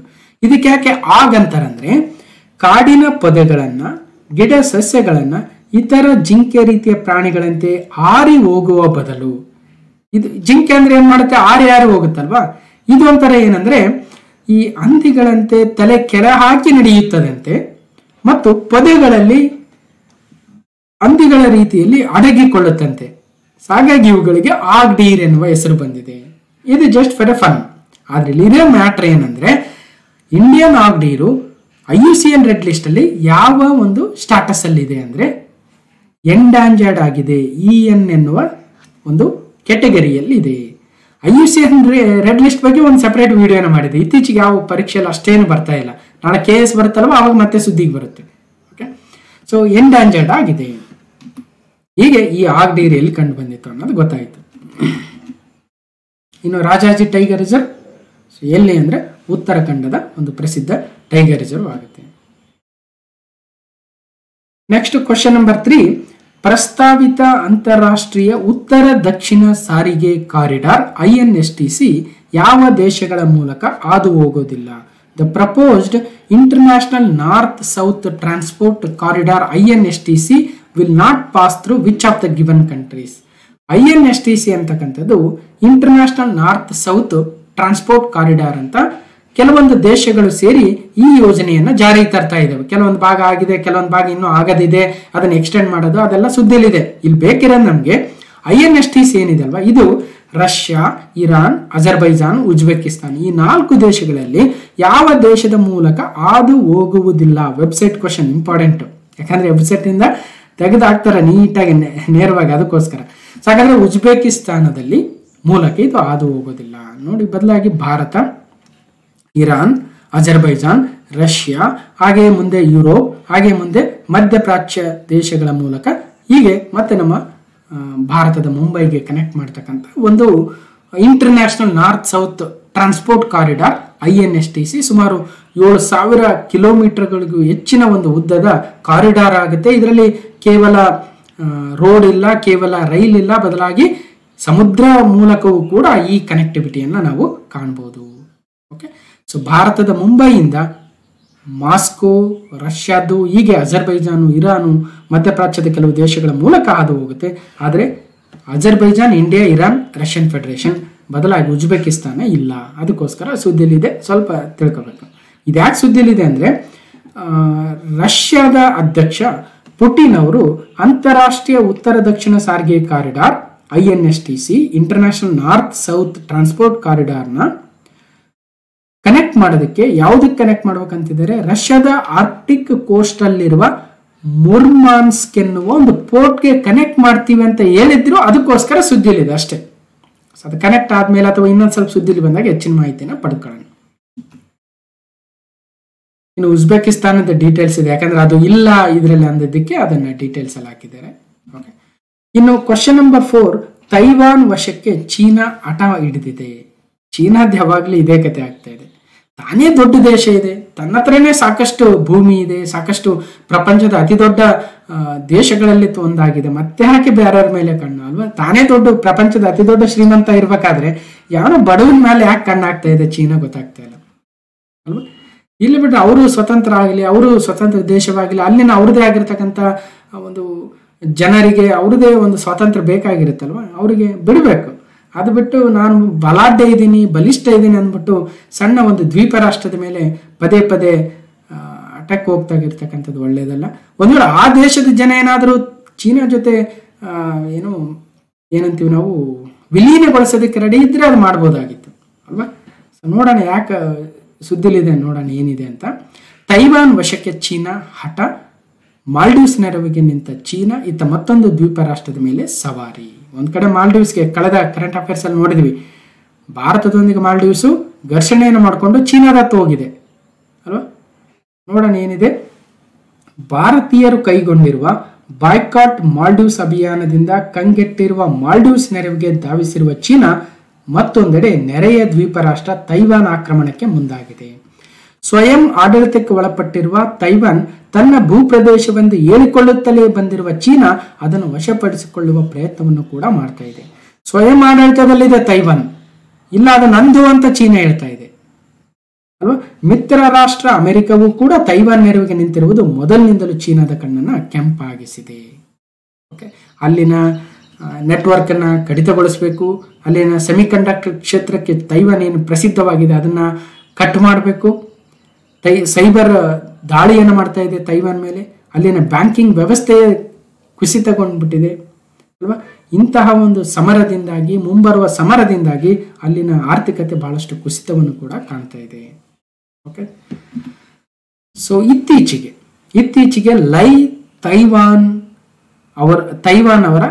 ತೈವಾನ್ನ ಹೊಸ ಅಧ್ಯಕ್ಷರಾಗಿದ್ದಾರೆ. ಸೊ ಲೈ ಚಿಂಗ್ಟೆ, ಯಾರು? ಲೈ ಚಿಂಗ್ಟೆ, ಇದು ಕೂಡ ಸುದ್ದಿಲಿದೆ, ಅದನ್ನು ಕೂಡ ಇದೇ ಪ್ರಶ್ನೆಯಲ್ಲಿ ನೋಡ್ಬಿಡೋಣ. ತೈವಾನ್ನಲ್ಲಿ ಚೀನಾ ಕಡು ವಿರೋಧಿ ಹಾಗೂ ತೈವಾನ್ನಲ್ಲಿ ಚೀನಾ ಕಡು ವಿರೋಧಿ ಮತ್ತು ಆಡಳಿತಾರೂಢ ಡೆಮೊಕ್ರೆಟಿಕ್ ಪ್ರೋಗ್ರೆಸಿವ್ ಪಾರ್ಟಿ DPP ಮರಳಿ ಅಧಿಕಾರವನ್ನು ಪಡೆದಿದೆ. ಅಂದ್ರೆ ಚೀನಾ ತೈವಾನ್ ಮೇಲೆ ಏನು ಆಕ್ರಮಣವನ್ನು ಮಾಡೋದಕ್ಕೆ ತಯಾರು ಮಾಡ್ಕೊಳ್ತಾ ಇದೆ, ಅಲ್ಲಿನ ಜನರಿಗೆ ಅದು ಇಷ್ಟ ಇಲ್ಲ. ಅದಕ್ಕೋಸ್ಕರನೇ ಚೀನಾ ವಿರೋಧಿ ಆಗಿರ್ತಕ್ಕಂಥ ತೈವಾನ್ನ ನವರಾಷ್ಟ್ರ ನಿರ್ಮಾಣಕ್ಕೆ ಪ್ರಯತ್ನ ಮಾಡ್ತಾ ಇರ್ತಕ್ಕಂಥ, ಅಥವಾ ಚೀನಾ ನಮ್ಮ ಮೇಲೆ ಆಕ್ರಮಣ ಮಾಡಬಾರ್ದು ಎಂದು ಚೀನಾ ವಿರೋಧಿ ಪಕ್ಷವಾಗಿರ್ತಕ್ಕಂಥ ಡೆಮೊಕ್ರೆಟಿಕ್ ಪ್ರೋಗ್ರೆಸಿವ್ ಪಾರ್ಟಿಗೆ ಅಲ್ಲಿನ ಜನ ಅಧಿಕಾರವನ್ನು ಮತ್ತೆ ಕೊಟ್ಟಿದ್ದಾರೆ ಅಂದ್ರೆ ಅರ್ಥ ಅಲ್ಲಿನ ಜನರಿಗೆ ಚೀನಾದೊಂದಿಗೆ ಬೆರೆಯೋದಕ್ಕೆ ಇಷ್ಟ ಇಲ್ಲ ಅನ್ನಂಗೆ ಕ್ಲಿಯರ್ ಆಗ್ತಾ ಇದೆ. ಚೀನಾದ ವಿರೋಧದ ನಡುವೆಯೂ ತೈವಾನ್ ಅಧ್ಯಕ್ಷ ಸ್ಥಾನಕ್ಕೆ ನಡೆದ ಚುನಾವಣೆಯಲ್ಲಿ ಲೈ ಚಿಂಗ್ ಟೆ, ಯಾರು? ಲೈ ಚಿಂಗ್ ಟೆ ಕೇಳ್ಬೋದು. ಇತ್ತೀಚೆಗೆ ತೈವಾನ್ ಅಧ್ಯಕ್ಷರಾಗಿ ಆಯ್ಕೆ ಆಗಿರ್ತಕ್ಕಂಥವ್ರು ಯಾರು ಅಂತ, ಇತ್ತೀಚೆಗೆ ನ್ಯೂಜಿಲೆಂಡ್ನ ಪ್ರಧಾನಿ ಯಾರು ಅಂತ ಮೊನ್ನೆ ಪರೀಕ್ಷೆಯಲ್ಲಿ ಕೇಳಿದ್ರಲ್ವಾ? ಇಷ್ಟು ಸುದ್ದಿಲಿದೆ ತೈವಾನ್ ಕೇಳಬಾರ್ದ ಅಲ್ವಾ? ಲೈ ಚಿಂಗ್ ಟೆ ನೇತೃತ್ವದ ಡೆಮೊಕ್ರೆಟಿಕ್ ಪ್ರೋಗ್ರೆಸಿವ್ ಪಕ್ಷ ಮರಳಿ ಅಧಿಕಾರಕ್ಕೆ ಬಂದಿರುವುದು ದಕ್ಷಿಣ ಚೀನಾ ಸಮುದ್ರದಲ್ಲಿ ಉಭಯ ದೇಶಗಳ ನಡುವಿನ ಸಂಘರ್ಷ ಮತ್ತಷ್ಟು ತಾರಕಕ್ಕೆ ಏರಲಿದೆ. ಚೀನಾ ಪರ ಅನುಕಂಪ ಹೊಂದಿದ್ದ ಪ್ರತಿಪಕ್ಷ ನಾಯಕ ಅಲ್ಲಿ ಸೋತಿದ್ದಾನೆ. ಎಲ್ಲಿದೆ ತೈವಾನ್? ಇದು ತೈವಾನ್ ಒಂದು ಪುಟ್ಟ ದ್ವೀಪ ರಾಷ್ಟ್ರ. ತೈವಾನ್ನ ರಾಜಧಾನಿ ತೈಪೈ. ಈ ಕಡೆ ಚೀನಾ ಇದೆ. ಚೀನಾ ಸುತ್ತಲೂ ತನ್ನ ನೇವಲ್ ಬೇಸ್ ಅನ್ನ, ಅದನ್ನ ತೈವಾನ್ ವಶಪಡಿಸ್ಕೊಳ್ಳಕ್ಕೆ ಬೇಕಾಗಿರತಕ್ಕಂಥ ಎಲ್ಲಾ ಕಾರ್ಯಗಳಿಗೆ ಸಜ್ಜಾಗಿ ನಿಂತು ಬಿಟ್ಟಿದೆ ನೋಡಿ. ಇದು ತೈವಾನು, ಈ ಕಡೆ ತೈವಾನ್ ಸಿಟಿ, ಚಿಯಾಂಗ್ ಸಿಟಿ ಯಾವ್ಯಾವ ಇದಾವಂತ ಅಲ್ಲೆಲ್ಲ ರೆಡಿ ಮಾಡ್ಕೊಂಡಿದೆ. ಚೀನಾದ ಟ್ಯಾಂಕ್ಸು, ರಕ್ಷಣಾ ಸಾಮಗ್ರಿಗಳನ್ನ ತಂದೊಡ್ಡಿದೆ. ಈಗ ನೋಡೋದಾದ್ರೆ ದೊಡ್ಡ ಚೀನಾ, ಅತಿ ದೊಡ್ಡ ಒಂದು ಚೀನಾದ ಇದು ವ್ಯಾಪ್ತಿಯನ್ನ ನೋಡಬಹುದು. ಪ್ರಪಂಚದ ಅತಿ ದೊಡ್ಡ ರಾಷ್ಟ್ರಗಳಲ್ಲಿ ಒಂದಾಗಿದೆ. ಇಲ್ಲಿ ಚಿಕ್ಕದಾಗಿ ತೈವಾನ್ ಕಾಣಿಸ್ತಾ ಇದೆ. ಈ ಚಿಕ್ಕದ್ರ ಮೇಲೆ ಯಾಕೆ ಅದಕ್ಕೆ ಅಷ್ಟೊಂದು ಆಸೆನೋ ಗೊತ್ತಿಲ್ಲ ಅಲ್ವಾ? ಇನ್ನು ರಿಪಬ್ಲಿಕ್ ಆಫ್ ಚೀನಾ ಅಥವಾ People's Republic of China RPC, capital Beijing ಆಗುತ್ತೆ, ದೊಡ್ಡ ಸಿಟಿ ಶಾಂಘೈ, ಅಲ್ಲಿನ ಅಧ್ಯಕ್ಷರು ಕ್ಸಿ ಜಿನ್ಪಿಂಗ್. ಓಕೆ, ಮತ್ತು ಪ್ರಧಾನಿಗಳು ಲೀ ಕಿಯಾಂಗ್ ಇದ್ದಾನೆ, ವೈಸ್ ಪ್ರೆಸಿಡೆಂಟ್ ಆನ್ ಜಂಗ್ ಇದ್ದಾನೆ. ಇನ್ನು ತೈಪೆ ರಿಪಬ್ಲಿಕ್ ಆಫ್ ಚೀನಾ ಅಂತ ಇನ್ನೊಂದು ಪಾರ್ಟನ್ನು ನೋಡ್ತೀವಿ ನಾವು. ಸೊ ತೈವಾನ್ ಇಲ್ಲಿ ಕಾಣ್ಬೋದು, ಇದು ತೈವಾನು, ಇದು ದೊಡ್ಡ ಚೀನಾ ದೇಶ, ನಮ್ಮ ದೇಶಕ್ಕಿಂತಲೂ ವಿಸ್ತೀರ್ಣದಲ್ಲಿ ಅತಿ ದೊಡ್ಡ ದೇಶವಾಗುತ್ತೆ. ಇರಲಿ. ಸೊ ಅಲ್ಲಿನ ಲೈ ಚಿಂಗ್ಟೇರ್ ಅವರು ಅಲ್ಲಿನ ಅಧ್ಯಕ್ಷರಾಗಿದ್ದಾರೆ, ತೈವಾನ್ದು ನೆನಪಿಡಿ. ಇನ್ನು ಕ್ವಶನ್ ನಂಬರ್ 5, ಜನವರಿ 12ರಂದು ಪ್ರಧಾನಿಯಿಂದ ದೇಶದ ಅತಿ ಉದ್ದದ ಸಮುದ್ರ ಸೇತುವೆ ಲೋಕಾರ್ಪಣೆಗೊಂಡಿದೆ. India's longest sea bridge inaugurated by prime minister on 12th January 2024. ಹಾಗಾದ್ರೆ ಎಲ್ಲಿದೆ, ಯಾವ ಎರಡು ಪ್ರದೇಶಗಳನ್ನ ಈ ಒಂದು ಅತಿ ಉದ್ದದ ಸಮುದ್ರ ಸೇತುವೆ ಕನೆಕ್ಟ್ ಮಾಡುತ್ತೆ, ಈ ಪ್ರದೇಶದ ಉದ್ದ ಎಷ್ಟಿದೆ? ಹಾಗಾದ್ರೆ ಇದೊಂದು ಸಮುದ್ರ ಸೇತುವೆ ಆದ್ರೆ ಈ ಸಮುದ್ರ ಸೇತುವೆಯ ಸಮುದ್ರದ ಲೆಂತ್ ಎಷ್ಟಿದೆ ಮತ್ತು ಭೂಮಿ ಮೇಲೆ ಅದು ಎಷ್ಟು ಲೆಂತ್ ಅನ್ನ ಹೊಂದಿದೆ, ಇವೆಲ್ಲವೂ ಕೂಡ ನೋಡ್ತಾ ಹೋಗೋಣ. ಅಟಲ್ ಸೇತು ನಿರ್ಮಾಣ, ಮೋದಿ ಗ್ಯಾರಂಟಿ ಪ್ರಧಾನಿ. ದೇಶದ ಅತಿ ಉದ್ದದ ಸೇತುವೆ ಸಾರ್ವಜನಿಕರ ಬಳಕೆಗೆ ಮುಕ್ತ, ಗಣನೀಯ ತಗ್ಗಲಿದೆ ಪ್ರಯಾಣದ ಅವಧಿ. ದಕ್ಷಿಣ ಮುಂಬೈ ಮತ್ತು ಉಪನಗರ ನವಿ ಮುಂಬೈ ನಡುವೆ ಹೊಸದಾಗಿ ನಿರ್ಮಿಸಲಾಗಿರುವ ಅಟಲ್ ಸೇತುವನ್ನು ಪ್ರಧಾನಿ ನರೇಂದ್ರ ಮೋದಿ ಅವರು ಉದ್ಘಾಟಿಸಿದರು. ಸೊ ಯಾವ್ಯಾವ ಪ್ರದೇಶ ಇದು? ನವಿ ಮುಂಬೈ. ಇಲ್ಲಿ ಗಮನಿಸಬಹುದು, ಇಮೇಜ್ ಅಲ್ಲಿ ಕಾಣಿಸುತ್ತೆ ಅನ್ಸುತ್ತೆ, ಇದು ನವಿ ಮುಂಬೈ. ಈ ಕಡೆ ಸೇವರಿ ಅಂತಕ್ಕಂಥ ಇನ್ನೊಂದು ಪ್ರದೇಶ ಇದೆ. ಎಲ್ಲವೂ ಮಹಾರಾಷ್ಟ್ರದ ಮುಂಬೈಯಲ್ಲೇನೆ. ಆದ್ರೆ ನವಿ ಮುಂಬೈಯಿಂದ ಸೇವರಿಗೆ ಹೋಗ್ಬೇಕಂದ್ರೆ ಈ ತರ ಬಳಸ್ಕೊಂಡು ಹೋಗ್ಬೇಕಾಗಿತ್ತು ಅಲ್ವಾ. ಇದು ಬಹಳ ಲಾಂಗ್ ಆಗಿತ್ತು ಅಲ್ವಾ, ಸುಮಾರು 2 ಗಂಟೆ ಪ್ರಯಾಣ ಇತ್ತಂತೆ. ಅದನ್ನ ತಗ್ಗಿಸಿ ಇಲ್ಲಿಂದ ಇಲ್ಲಿಗೆ ಒಂದು ಬ್ರಿಡ್ಜ್ ಅನ್ನು ಕಟ್ಟಬೇಕು, ನವಿ ಮುಂಬೈಯಿಂದ ಸೇವರಿಗೆ. ಈ ತರ ಬ್ರಿಡ್ಜ್ ಕಟ್ಬಿಟ್ರೆ ಸಮುದ್ರ ಮೂಲಕ ಬಹಳ ವೇಗವಾಗಿ ಹೋಗ್ಬೋದು, ಕೇವಲ ಒಂದು 10-15 ನಿಮಿಷದಲ್ಲಿ ಹೋಗ್ಬಿಡ್ಬೋದು ಅಲ್ವಾ. ಸೊ ಇಂತಹ ಒಂದು ಯೋಜನೆ ಅಟಲ್ ಸೇತು ಯೋಜನೆ ದೇಶದ ಅತಿ ದೊಡ್ಡದ ಸಮುದ್ರ ಸೇತುವೆ ಆಗುತ್ತೆ. ಒಟ್ಟು ಎಷ್ಟು ಉದ್ದ ನವಿ ಮುಂಬೈಯಿಂದ ಸೇವೆವರೆಗೆ? ಒಟ್ಟು 22 ಕಿಲೋಮೀಟರ್ ಸೇತುವೆ ಉದ್ದ ಇದೆ. ಓಕೆ, ಸೊ ಮುಂಬೈನ ಸೇವರಿ ಮತ್ತು ನವಶೇವಾ ನಡುವಿನ ಸಂಪರ್ಕ ಸೇತು, ಈ ಎರಡು ಸ್ಥಳಗಳ ನಡುವಿನ ಈಗಿನ ಪ್ರಯಾಣದ ಅವಧಿ ಸುಮಾರು 2 ತಾಸು. ಇದನ್ನು ಈ ಸೇತುವೆ 15 ನಿಮಿಷಗಳಿಗೆ ತಗ್ಗಿಸಲಿದೆ. ಟ್ರಾಫಿಕ್ ಇದ್ರಂತೂ ಬಹಳ ಲೇಟ್ ಆಗುತ್ತೆ ಅಲ್ವಾ. ಸೊ ಮುಂಬೈನ ಪ್ರತಿಷ್ಠೆ ಹೆಚ್ಚಿಸಿದ ಅಟಲ್ ಸೇತು 22 ಕಿಲೋಮೀಟರ್ ಸೇತುವೆ ಉದ್ದ. ಓಕೆ, ಅದರಲ್ಲಿ 16.5 ಕಿಲೋಮೀಟರ್ನಷ್ಟು ಸಮುದ್ರದ ಮೇಲೆ ಸೇತುವೆ ಇದೆ. ಒಮ್ಮೆಲೆ ಸಮುದ್ರಕ್ಕೆ ಕಟ್ಟಕ್ ಆಗಲ್ವಲ್ಲ, ಸ್ವಲ್ಪ ಭೂಮಿ ಮೇಲಿಂದ ಸಮುದ್ರದ ಮೇಲೆ ಹೋಗ್ಬೇಕು. ಅದು 5.5 ಕಿಲೋಮೀಟರ್ ನೆಲದ ಮೇಲೆ ಸೇತುವೆ ಇದೆ. ಒಟ್ಟು 6 ಪಥಗಳಿದಾವೆ. ಅಗಲ 30.1 ಮೀಟರ್ ಸೇತುವೆ ಅಗಲ ಇದೆ. ಒಟ್ಟು ಖರ್ಚಾಗಿದ್ದು 17,843 ಕೋಟಿ ರೂಪಾಯಿಗಳು ಮತ್ತು ಗಂಟೆಗೆ 100 ಕಿಲೋಮೀಟರ್ ವೇಗದಲ್ಲಿ ವಾಹನಗಳಲ್ಲಿ ಸಂಚರಿಸಬಹುದು. ಹೀಗೆ ಒಟ್ಟಾರೆಯಾಗಿ ಈ ಸೇತುವೆಯು ಭಾರತದ ಅತಿ ಉದ್ದದ ಸೇತುವೆಯಾಗಿದೆ. ಇದು ದೇಶದಲ್ಲಿ ಸಮುದ್ರದ ಮೇಲೆ ಸಾಗುವ ಅತಿ ಉದ್ದದ ಸೇತುವೆ ಎಂಬ ಹೆಗ್ಗಳಿಕೆಯನ್ನು ಕೂಡ ಹೊಂದಿದೆ. ಇದರ ಶಂಕುಸ್ಥಾಪನೆಯನ್ನ ಸ್ವತಃ ಮೋದಿ ಅವರೇ 2016 ಡಿಸೆಂಬರ್ ಅಲ್ಲಿ ನಡೆಸಿದ್ರು. ಈ ಸೇತುವೆಯ ಶಂಕುಸ್ಥಾಪನೆ ಆಗಿ ಈಗ 2024 ಜನವರಿ 12ರಂದು ಲೋಕಾರ್ಪಣೆ ಕೂಡ ಪ್ರಧಾನಿಗಳಿಂದಲೇ ಆಗಿದೆ.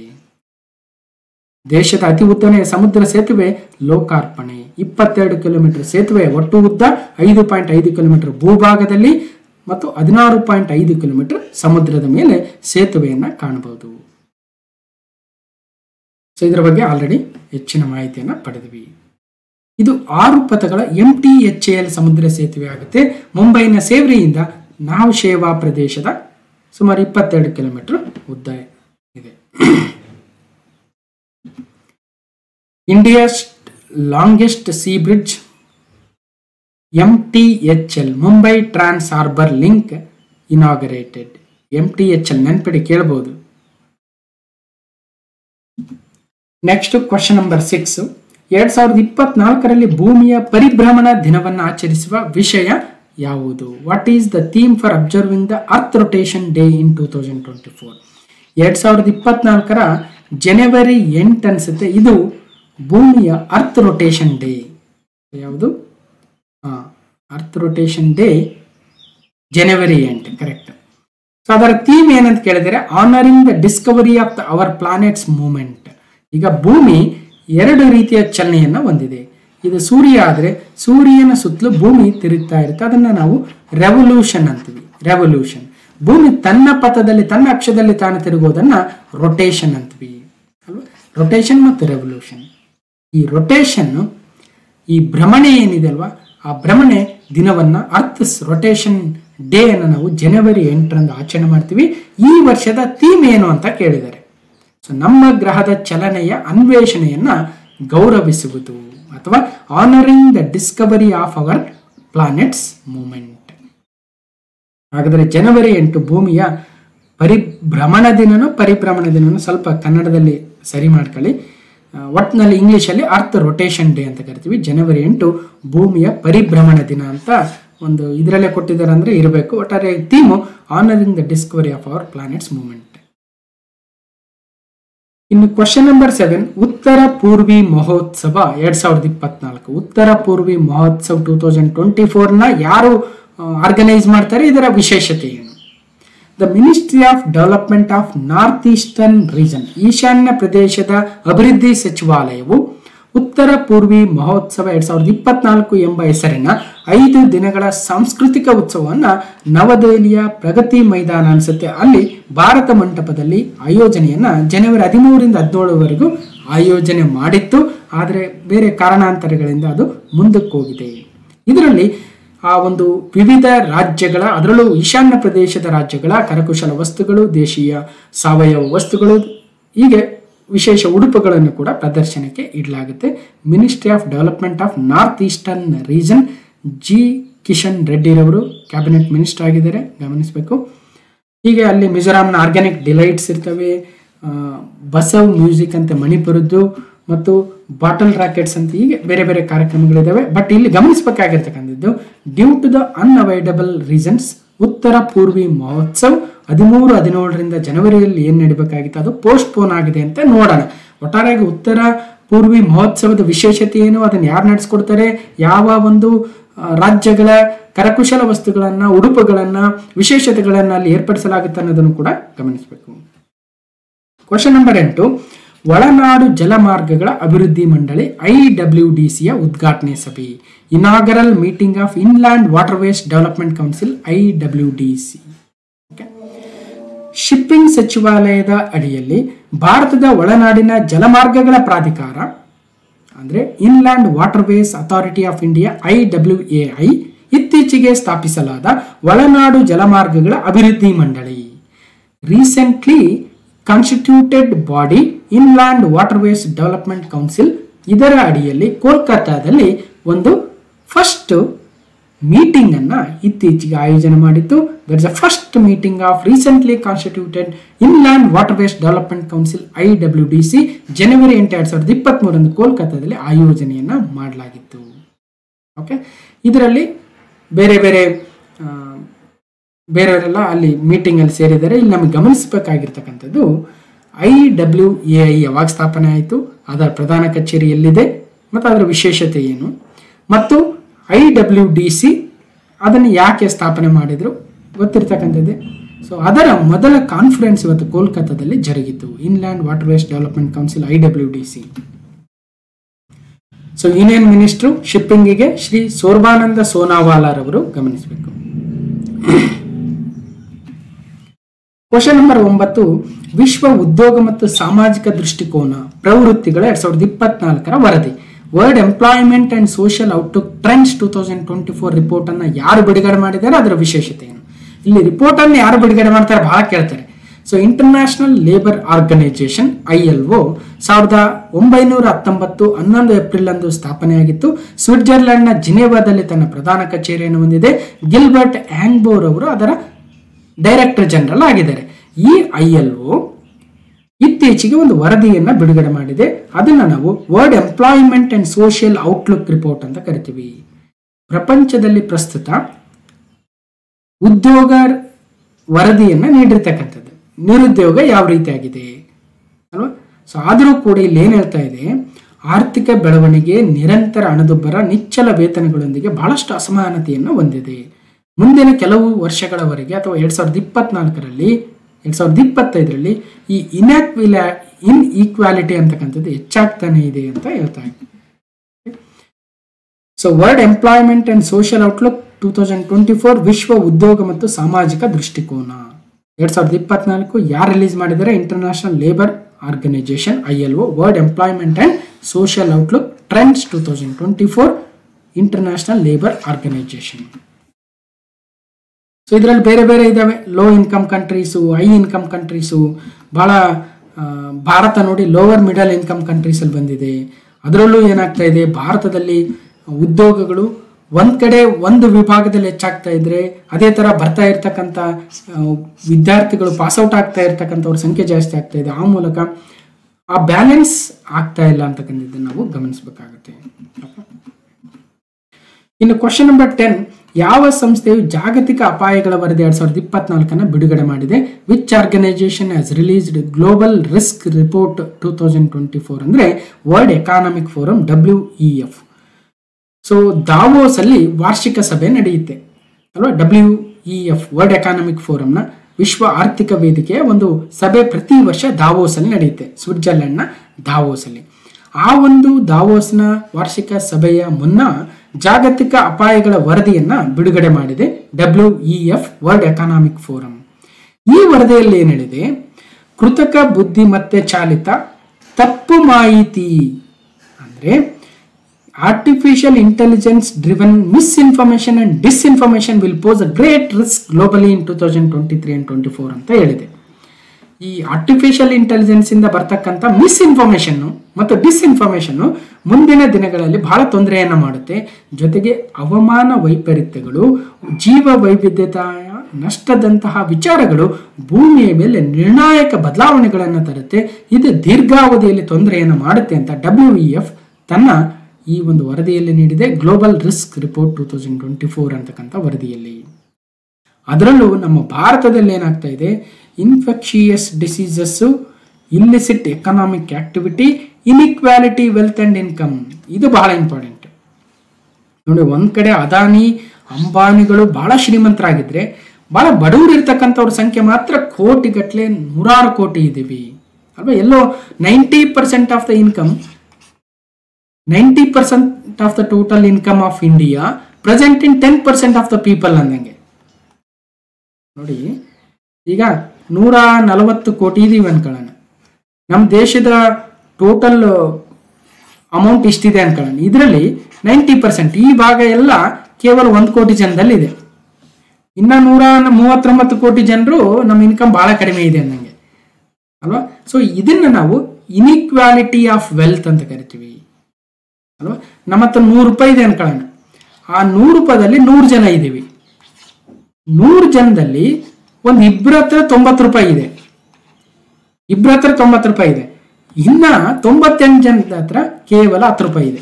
ಎಲ್ಲ ಸೇರಿಸಿದ್ರೆ 98 ಜನದ ಎಲ್ಲಾ ರುಪೀಸನ್ನ ಸೇರಿಸಿದ್ರೆ 10 ರೂಪಾಯಿ ಇದೆ. ಡಿವೈಡ್ ಮಾಡ್ಕೊಳ್ಳಿ, ನಮ್ಮ ಹತ್ರ 1 ರೂಪಾಯಿ 2 ರೂಪಾಯಿನೂ ಬರಲ್ಲ, ಒಬ್ಬೊಬ್ರ ಹತ್ರ ಪೈಸದಲ್ಲಿ ಬರುತ್ತೆ, ಆದ್ರೆ ಬೇರೆಯವ್ರ ಹತ್ರ ಅಷ್ಟಿದೆ. ಅಂದ್ರೆ ದಿಸ್ ಇಸ್ ಇನ್ಕಮ್ ಇನ್ಇಕ್ವಾಲಿಟಿ ಅನ್ನಂಗೆ. ಇದೆಲ್ಲ ಇದ್ದಿದ್ದೆ ಎಲ್ಲ ದೇಶದಲ್ಲಿ ಇರುತ್ತೆ, ನಮ್ಮ ದೇಶದಲ್ಲೂ ಕೂಡ ಹೆಚ್ಚಾಗಿದೆ ಅಂತಕ್ಕಂಥದ್ದು.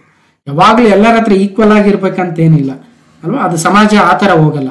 ಹಂಗಂದ್ರೆ ಯಾರು ಬಿಸ್ನೆಸ್ ಮಾಡಲ್ಲ, ಯಾರು ಇನ್ಕಮ್ ಜನರೇಟೇ ಮಾಡಲ್ಲ, ಯಾರು ಎಂಪ್ಲಾಯಬಿಲಿಟಿ ಜನರೇಟ್ ಆಗಲ್ಲ ಅಲ್ವಾ. ಇದೆಲ್ಲ ಇದ್ದಿದ್ದೆ, ಬಟ್ ಜಾಸ್ತಿ ಇರಬಾರ್ದು, ಒಂದು ಸ್ವಲ್ಪ ಈಕ್ವಲ್ ಆಗಿರ್ಬೇಕು. ಅದಕ್ಕೆ ಕಾಲ ತನ್ನಕ್ಕೆ ತಾನೇ ಚೇಂಜ್ ಆಗ್ತಾ ಆಗ್ತಾ ಒಂದು ಹಂತಕ್ಕೆ ತಂದಿಡುತ್ತೆ, ಕಾಯ್ಬೇಕಷ್ಟೆ, ಜನರೇಷನ್ಗಳೇ ಆಗಬೇಕು. ಒಟ್ಟಾರೆಯಾಗಿ ದ ಗ್ಲೋಬಲ್ ರಿಸ್ಕ್ ರಿಪೋರ್ಟ್ 2024 ಯಾರು ಬಿಡುಗಡೆ ಮಾಡಿದ್ದಾರೆ ಅಂತ ಕೇಳಿದ್ರೆ ವರ್ಲ್ಡ್ ಎಕಾನಮಿಕ್ ಫೋರಂ ಅವರು ನೆನಪಿಡಬೇಕು. ನೆಕ್ಸ್ಟ್ ಕ್ವಶನ್ ನಂಬರ್ 11, ಉನ್ನತ ಶಿಕ್ಷಣ ಸಂಸ್ಥೆಗಳಲ್ಲಿ ಮಾನವೀಯ ಮೌಲ್ಯಗಳು ಮತ್ತು ವೃತ್ತಿಪರ ನೈತಿಕತೆಯನ್ನು ತುಂಬಲು ಭಾರತದಲ್ಲಿ ವಿಶ್ವವಿದ್ಯಾಲಯ ಧನಸಹಾಯ ಆಯೋಗ UGC ಹೊರಡಿಸಿದ ಮಾರ್ಗಸೂಚಿಯ ಹೆಸರೇನು?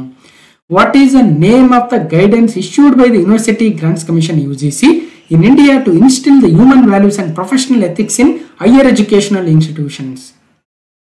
ಏನಿಲ್ಲ, ಉನ್ನತ ಶಿಕ್ಷಣ ಸಂಸ್ಥೆಗಳು ಇದಾವೆ. ಯಾವ್ಯಾವ ಉನ್ನತ ಶಿಕ್ಷಣ ಸಂಸ್ಥೆಗಳು ಅಂದ್ರೆ, ಈಗ ಡಿಗ್ರಿ ಕಾಲೇಜಸ್ ತೆಗೆದುಕೊಳ್ಳಿ, ಅಥವಾ ಡಿಪ್ಲೊಮಾ ಕಾಲೇಜಸ್ ತೆಗೆದುಕೊಳ್ಳಿ, ಇಂಜಿನಿಯರಿಂಗ್ ಕಾಲೇಜಸ್ ತೆಗೆದುಕೊಳ್ಳಿ, MBBS, MBA, BCA, BBM ಇವೆಲ್ಲವೂ ಉನ್ನತ ಶಿಕ್ಷಣ ಸಂಸ್ಥೆಗಳು ಅನ್ಕೊಳ್ಳೋಣ. ಈ ಉನ್ನತ ಶಿಕ್ಷಣ ಸಂಸ್ಥೆಗಳಲ್ಲಿ ಮಾನವೀಯ ಮೌಲ್ಯಗಳು ಹೆಚ್ಚಾಗಬೇಕು ಮತ್ತು ವೃತ್ತಿಪರ ನೈತಿಕತೆ ಬರಬೇಕು. ಪ್ರೊಫೆಷನಲ್ ಎಥಿಕ್ಸ್ ಅಂತ ಕರಿತೀವಿ. ಅಂದ್ರೆ ಈಗ ಒಂದು ರಿಸರ್ಚ್ ಪೇಪರ್ ಬರಿಬೇಕು. ರಿಸರ್ಚ್ ಪೇಪರ್ ಬರಿಬೇಕಾದ್ರೆ ಎಲ್ಲೋ ಕಾಪಿ ಮಾಡಬಾರ್ದು ಅಲ್ವಾ, ಅದೊಂದು ಗಮನಿಸಬೇಕು. ಅಂದರೆ ವೃತ್ತಿಪರತೆ, ಎಥಿಕ್ಸ್ ಇರಬೇಕು ಅಲ್ವಾ.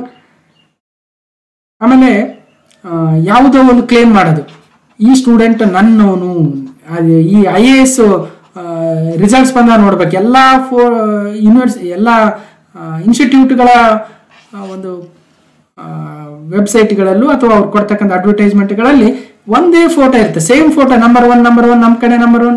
ಅವ್ರು ಎಷ್ಟು ಇನ್ಸ್ಟಿಟ್ಯೂಟಲ್ಲಿ ಕೋಚಿಂಗ್ ತೊಗೊಂಡ್ರ ಅಂತ ಡೌಟ್ ಬರುತ್ತೆ. ಈ ಥರ ಅನ್ಪ್ರೊಫೆಷ್ನಲ್ ಆಗಿರ್ತಕ್ಕಂಥದ್ದು. ನಿಜವಾಗಿ ಅವ್ರು ಕೋಚಿಂಗ್ ತೊಗೊಂಡಿದ್ರೆ ಹಾಕೊಳ್ಳಿ, ಪರವಾಗಿಲ್ಲ. ಆದರೆ ಸುಮ್ಮನೆ ಯಾವುದೋ ಒಂದು ಟೆಸ್ಟ್ ಬರೆದ್ರೆ ಮುಗಿದೋಯ್ತು, ಯಾವುದೋ ಒಂದು ಅಪ್ಲಿಕೇಶನ್ ಹಾಕಿದ್ರೆ ಮುಗಿದೋಯ್ತು, ನನ್ನಲ್ಲೇ ಅಂತ ಬರೋದು, ಅದು ಅನ್ಪ್ರೊಫೆಷ್ನಲ್ ಆಗುತ್ತೆ ಅಂತ. ಕೆಲವೊಂದು ಹ್ಯೂಮನ್ ವ್ಯಾಲ್ಯೂಸ್ ಇರಬೇಕು ಅಲ್ವಾ. ಕೆಲವೊಂದು ಕಡೆ ನನಗೆ ಕೇಳ್ತಾರೆ, ಸರ್ ನೀವು ಈ ಎಕ್ಸಾಮ್ ಮುಗಿದಿದೆ, ನಿಮ್ಮಲ್ಲಿ ಜೆನ್ಯೂನ್ ಸ್ಟೂಡೆಂಟ್ಸ್ ಎಲ್ಲ ಪ್ರಿಪೇರ್ ಆಗ್ತಾ ಇರ್ತಾರೆ, ದಯವಿಟ್ಟು ನೀವು ಪ್ರೆಡಿಕ್ಟ್ ಮಾಡಿ, ಕಟ್ ಆಫ್ ಸ್ಕೋರ್ ಎಷ್ಟು ಬರ್ಬೋದು ಅಂತ ಪ್ರೆಡಿಕ್ಟ್ ಮಾಡಿ ಅಂತ. ಇದುವರೆಗೂ ನಾನು ಇಷ್ಟು ವರ್ಷ ಆಯ್ತು ವಿಡಿಯೋ ಮಾಡೋದಕ್ಕೆ, ಇಷ್ಟು ಎಕ್ಸಾಮ್ಗಳಿಗೆ ವಿಡಿಯೋ ಮಾಡಿಕೊಟ್ಟಿದ್ದೀನಿ, ಒಂದೇ ಒಂದು ಸಲ ನಾನು ಕಟ್ ಆಫನ್ನು ಮಾಡಿಲ್ಲ. ಕಟ್ ಆಫ್ ಎಷ್ಟು ಬರುತ್ತೆ ಹಾಕಿ ಅಂತ ಒಂದೇ ಒಂದು ಸಲನೂ ಕೇಳಲ್ಲ ನಾನು. ಆ ಕಟ್ ಆಫ್ ಮಾಡಿ ಅದ್ರದ್ದೊಂದು ವಿಡಿಯೋ ಮಾಡಿದರೆ ಭಾಳ ಜನ ಬಂದು ನೋಡ್ತಾರೆ, ಅದನ್ನು ನಾನು ಮಾಡಲ್ಲ. ಕೆಲವೊಬ್ಬರಿಗೆ ಒಂದು ವ್ಯಾಲ್ಯೂ ಇರುತ್ತೆ, ಅದನ್ನು ಇದು ಮಾಡಲ್ಲ. ಯಾಕಂದರೆ ಇಲ್ಲಿ ಕಟ್ ಆಫ್ ಕೊಟ್ಟಿವಿ ಅಂತ ತಿಳ್ಕೊಳ್ರಿ, ಕಟ್ ಆಫಲ್ಲಿ ಏನಾಗುತ್ತೆ, ನೀವು 80 ಮೇಲೆ ಎಷ್ಟು ಜನ ಇದ್ದೀರಿ ಕ್ಲಿಕ್ ಮಾಡಿ, 70 ಮೇಲೆ ಎಷ್ಟು ಜನ ಇದ್ದೀರಿ ಕ್ಲಿಕ್ ಮಾಡಿ, 60 ಮೇಲೆ ಎಷ್ಟು ಜನ ಇದ್ದೀರಿ ಕ್ಲಿಕ್ ಮಾಡಿ, 50 ಮೇಲೆ ಎಷ್ಟು ಜನ ಇದ್ದೀರಿ ಇಲ್ಲಿ ನೀವು ವೋಟಿಂಗ್ ಹಾಕಿ ಅಂದರೆ ಯಾರು ಎಕ್ಸಾಮ್ ಬರೆದಿರಲ್ಲ ಅವರು ಕೂಡ ಅಲ್ಲಿ ಕೊಡ್ಬೋದು, ಸುಮ್ಮನೆ ಒಂದು ಓದ್ತದ ಅಷ್ಟೇ. ಇಲ್ಲಿ ಯಾವುದೇ ಇದು ಮಾಡೋಕ್ಕಾಗಲ್ಲ ಅಲ್ವಾ, ಅದು ಮಿಸ್ಲೀಡ್ ಆಗುತ್ತೆ. ಆಮೇಲೆ ಎಕ್ಸಾಮ್ಗೆ ಪಾಠ ಮಾಡಿಕೊಡೋದು ನನ್ನ ಕರ್ತವ್ಯ, ಓದೋದು ನಿಮ್ಮ ಕರ್ತವ್ಯ. ಕಟ್ ಆಫ್ ಒಳಗಡೆ ಬಂದ್ವೇ ಇಲ್ಲ ಅನ್ನೋದನ್ನು ನಾನು ಹೇಳೋಕ್ಕಾಗಲ್ಲ ಅಲ್ವಾ. ಸೊ ಆ ಥರದ್ದೇ ನನಗಿಷ್ಟ ಇಲ್ಲ. ನಾನು ಇನ್ನು ಆ ಕಟ್ ಆಫ್ ಮಾಡೋ ಬದಲು ಇನ್ನೊಂದು ಯಾವುದೋ ಒಳ್ಳೆ ವಿಡಿಯೋ ಮಾಡೋಕ್ಕೆ ನಾನು ಎಫರ್ಟನ್ನು ಹಾಕ್ತೀನಿ. ಹಂಗಂತ ಕಟ್ ಆಫ್ ಮಾಡೋದು ತಪ್ಪು ಅಂತಲ್ಲ, ಮಾಡ್ಬೋದು, ಬಟ್ ಅದು ಮಿಸ್ಲೀಡ್ ಮಾಡುತ್ತೆ. ಯಾಕಂದರೆ ಅದು ಪರ್ಫೆಕ್ಟ್ ಇರಲ್ಲ, ಪರ್ಫೆಕ್ಟ್ ಇರೋಕ್ಕೆ ಸಾಧ್ಯನೇ ಇಲ್ಲ. ಆಮೇಲೆ ಕಟ್ ಆಫ್ ಮಾಡ್ಬೋದು, ಒಂದು ವಿಡಿಯೋ ಮಾಡ್ಬೋದು, ಆಮೇಲೆ ಮರ್ತು ಹೋಗ್ತೀವಿ, ಅದು ರಿಸಲ್ಟ್ ಯಾವಾಗೋ ಬರುತ್ತೆ. ಅಷ್ಟರೊಳಗೆ ಭಾಳ ಗಂಗಾ ನದಿಯಲ್ಲಿ ಸಾಕಷ್ಟು ನೀರು ಹರಿದಿರುತ್ತೆ, ನಮ್ಮ ಪೋತ್ನಾಳದಲ್ಲೂ ಸಾಕಷ್ಟು ನೀರು ಹರಿದು ಮುಂದೆ ತುಂಗಭದ್ರಾ ನದಿನ ಸೇರಿರುತ್ತೆ, ಆ ತುಂಗಭದ್ರಾ ನದಿ ಹೋಗಿ ಕೃಷ್ಣಾ ನದಿನ ಸೇರಿರುತ್ತೆ, ಆ ಕೃಷ್ಣಾ ನದಿ ಹೋಗಿ ಬಂಗಾಳ ಕೊಲ್ಲಿಯನ್ನು ಸೇರಿರುತ್ತೆ. ಅಷ್ಟರೊಳಗಡೆ ಎಲ್ಲ ಮರೆತು ನೀವು ಸಹ ಭಾಳ ಜನ ಅದು ನಮ್ಮ ಕಾಂಪಿಟೇಟಿವ್ ಎಕ್ಸಾಮ್ ಹೊರಡಿಂದನೇ ಹೊರಗೆ ಹೋಗಿರ್ತಾರೆ, ಹೊಸವು ಯಾವ ಬಂದಿರ್ತವೆ, ಹಿಂಗೆ ಅದೆಲ್ಲ ಇದ್ದಿದೆ. ಬಟ್ ಅದು ನನಗೆ ಅಷ್ಟೇನು ಸಮಯ, ಅದಕ್ಕಾಗಿ ನಾನು ಯಾವತ್ತೂ ಕಟ್ ಆಫ್ ಇದು ಮಾಡೋಕ್ಕೆ ಹೋಗಲ್ಲ ಅಲ್ವಾ. ಅಥವಾ ಭಾಳ ಜನ ನನಗೆ ಕಮೆಂಟ್ ಆಗ್ತಾ ಇರ್ತಾರೆ, ನಂದು ಈ ಎಕ್ಸಾಮಲ್ಲಿ ಆಯಿತು ಸರ್, ಥ್ಯಾಂಕ್ ಯು, ನಿಮ್ಮ ವಿಡಿಯೋಗಳಿಂದ ಯೂಸ್ ಆಯಿತು. ಇನ್ನೊಂದು ಯಾವುದು ಅದನ್ನೇ ಹೈಲೈಟ್ ಮಾಡಿಕೊಂಡು ಅದನ್ನೇ ಇದು ಮಾಡೋದು ನನಗೆ ಸಮಂಜಸ ಅನಿಸಲ್ಲ. ಒಂದೊಂದು ಸಲ ಯಾವಾಗೂ ಭಾಳ ಇದಾದಾಗ ಅಯ್ಯೋ ನನಗೂ ಹಾಕ್ಬೇಕು ಅನಿಸಿದಾಗ 1-2 ಹಾಕಿರ್ತೀನಿ, ಹಾಕಲ್ಲ ಅಂತಲ್ಲ. ಮತ್ತು ಏನು ಮಾಡೋದು, ಪ್ರಪಂಚನೇ ಹಂಗೆ ಓಡ್ತಿರ್ಬೇಕಾದ್ರೆ ನಾವು ತೀರಾ ಹೊರಗಿರೋಕ್ಕಾಗಲ್ವಲ್ಲ. ಅವಾಗ ನೋಡಪ್ಪ ಇಂಥವರೆಲ್ಲ ಆಗಿದ್ದಾರೆ, ನೀವು ಹೋದ್ರೋ ನಮ್ಮ ವಿಡಿಯೋ ನೋಡ್ರೋ ನಿಮಗೆ ಚಾನ್ಸಸ್ ಇದೆ ಅಂತ ಸುಮ್ಮನೆ ಹೇಳ್ಬೇಕಲ್ಲ, ಏನು ಮಾಡೋದೆ ಅಲ್ವಾ. ಸಂಘದಂತೆ ಇದಂತೆ ಮೋಸ್ಟ್ಲಿ ಹಿಂಗೆ ಆದರೆ ನಾವು ಕೂಡ ಮೋಸ್ಟ್ಲಿ ಮುಂದಿನ ದಿನಗಳಲ್ಲಿ ನಾವು ಕಟ್ ಆಫ್ ಮಾಡೋದು, ಅದನ್ನು ಪೋಲ್ ಮಾಡೋದು, ಅದನ್ನು ಮತ್ತೆ ನಾವು ಒಂದು ವಿಡಿಯೋ ಮಾಡೋದು, ಅವನ್ನು ನಾವು ಮಾಡ್ಬೇಕಾಗತ್ತೆ ಅನಿಸುತ್ತೆ. ನೀವೆಲ್ಲ ಕೇಳಿದಾಗ ಹೇಳೋಕ್ಕಾಗಲ್ಲ. ಇವತ್ತು ಮಾಡಲ್ಲ ಅಂದವನು ನಾಳೆನೂ ಮಾಡಲ್ಲ ಅಂತ ಏನಲ್ಲ. ಹಿಂದೆ ನಾನು ಲೈಕ್ ಮಾಡಿ, ಶೇರ್ ಮಾಡಿ, ಸಬ್ಸ್ಕ್ರೈಬ್ ಮಾಡಿ ಕೇಳ್ತಾನೆ ಇರಲಿಲ್ಲ. ಯಾಕೆ ಕೇಳಬೇಕು ಅನಿಸ್ತಾ ಇತ್ತು.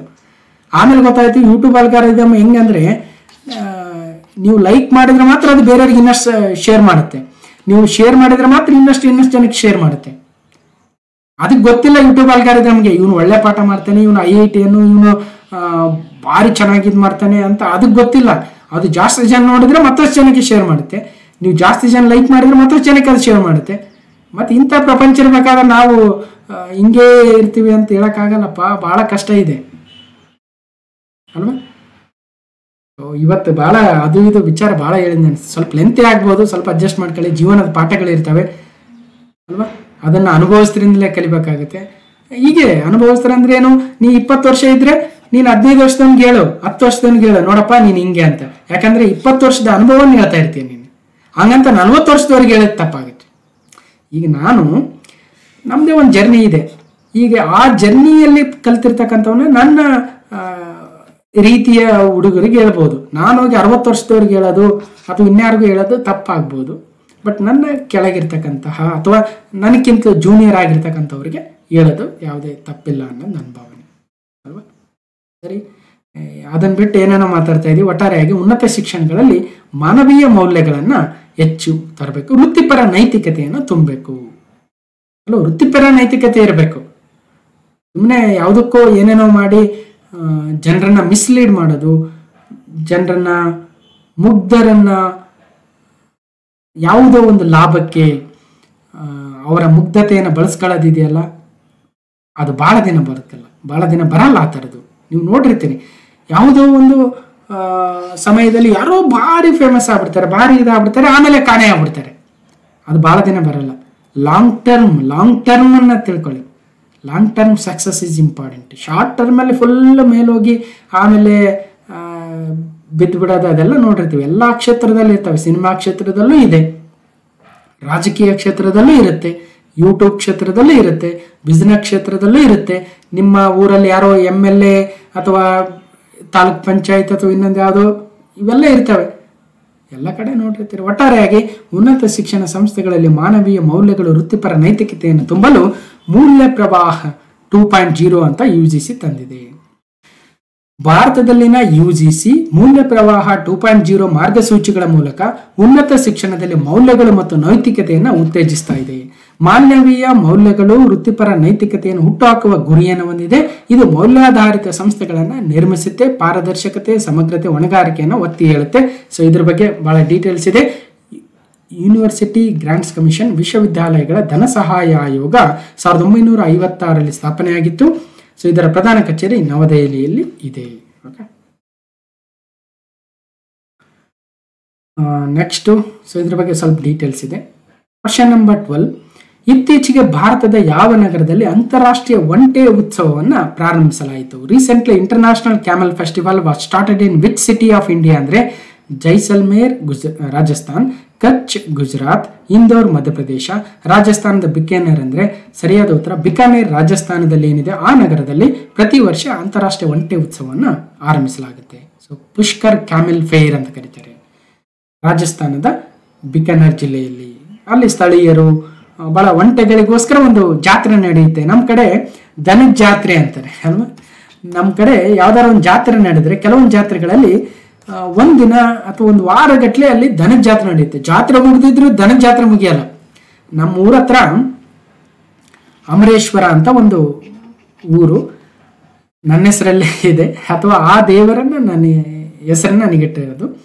ಅಮರೇಶ್ವರದಲ್ಲಿ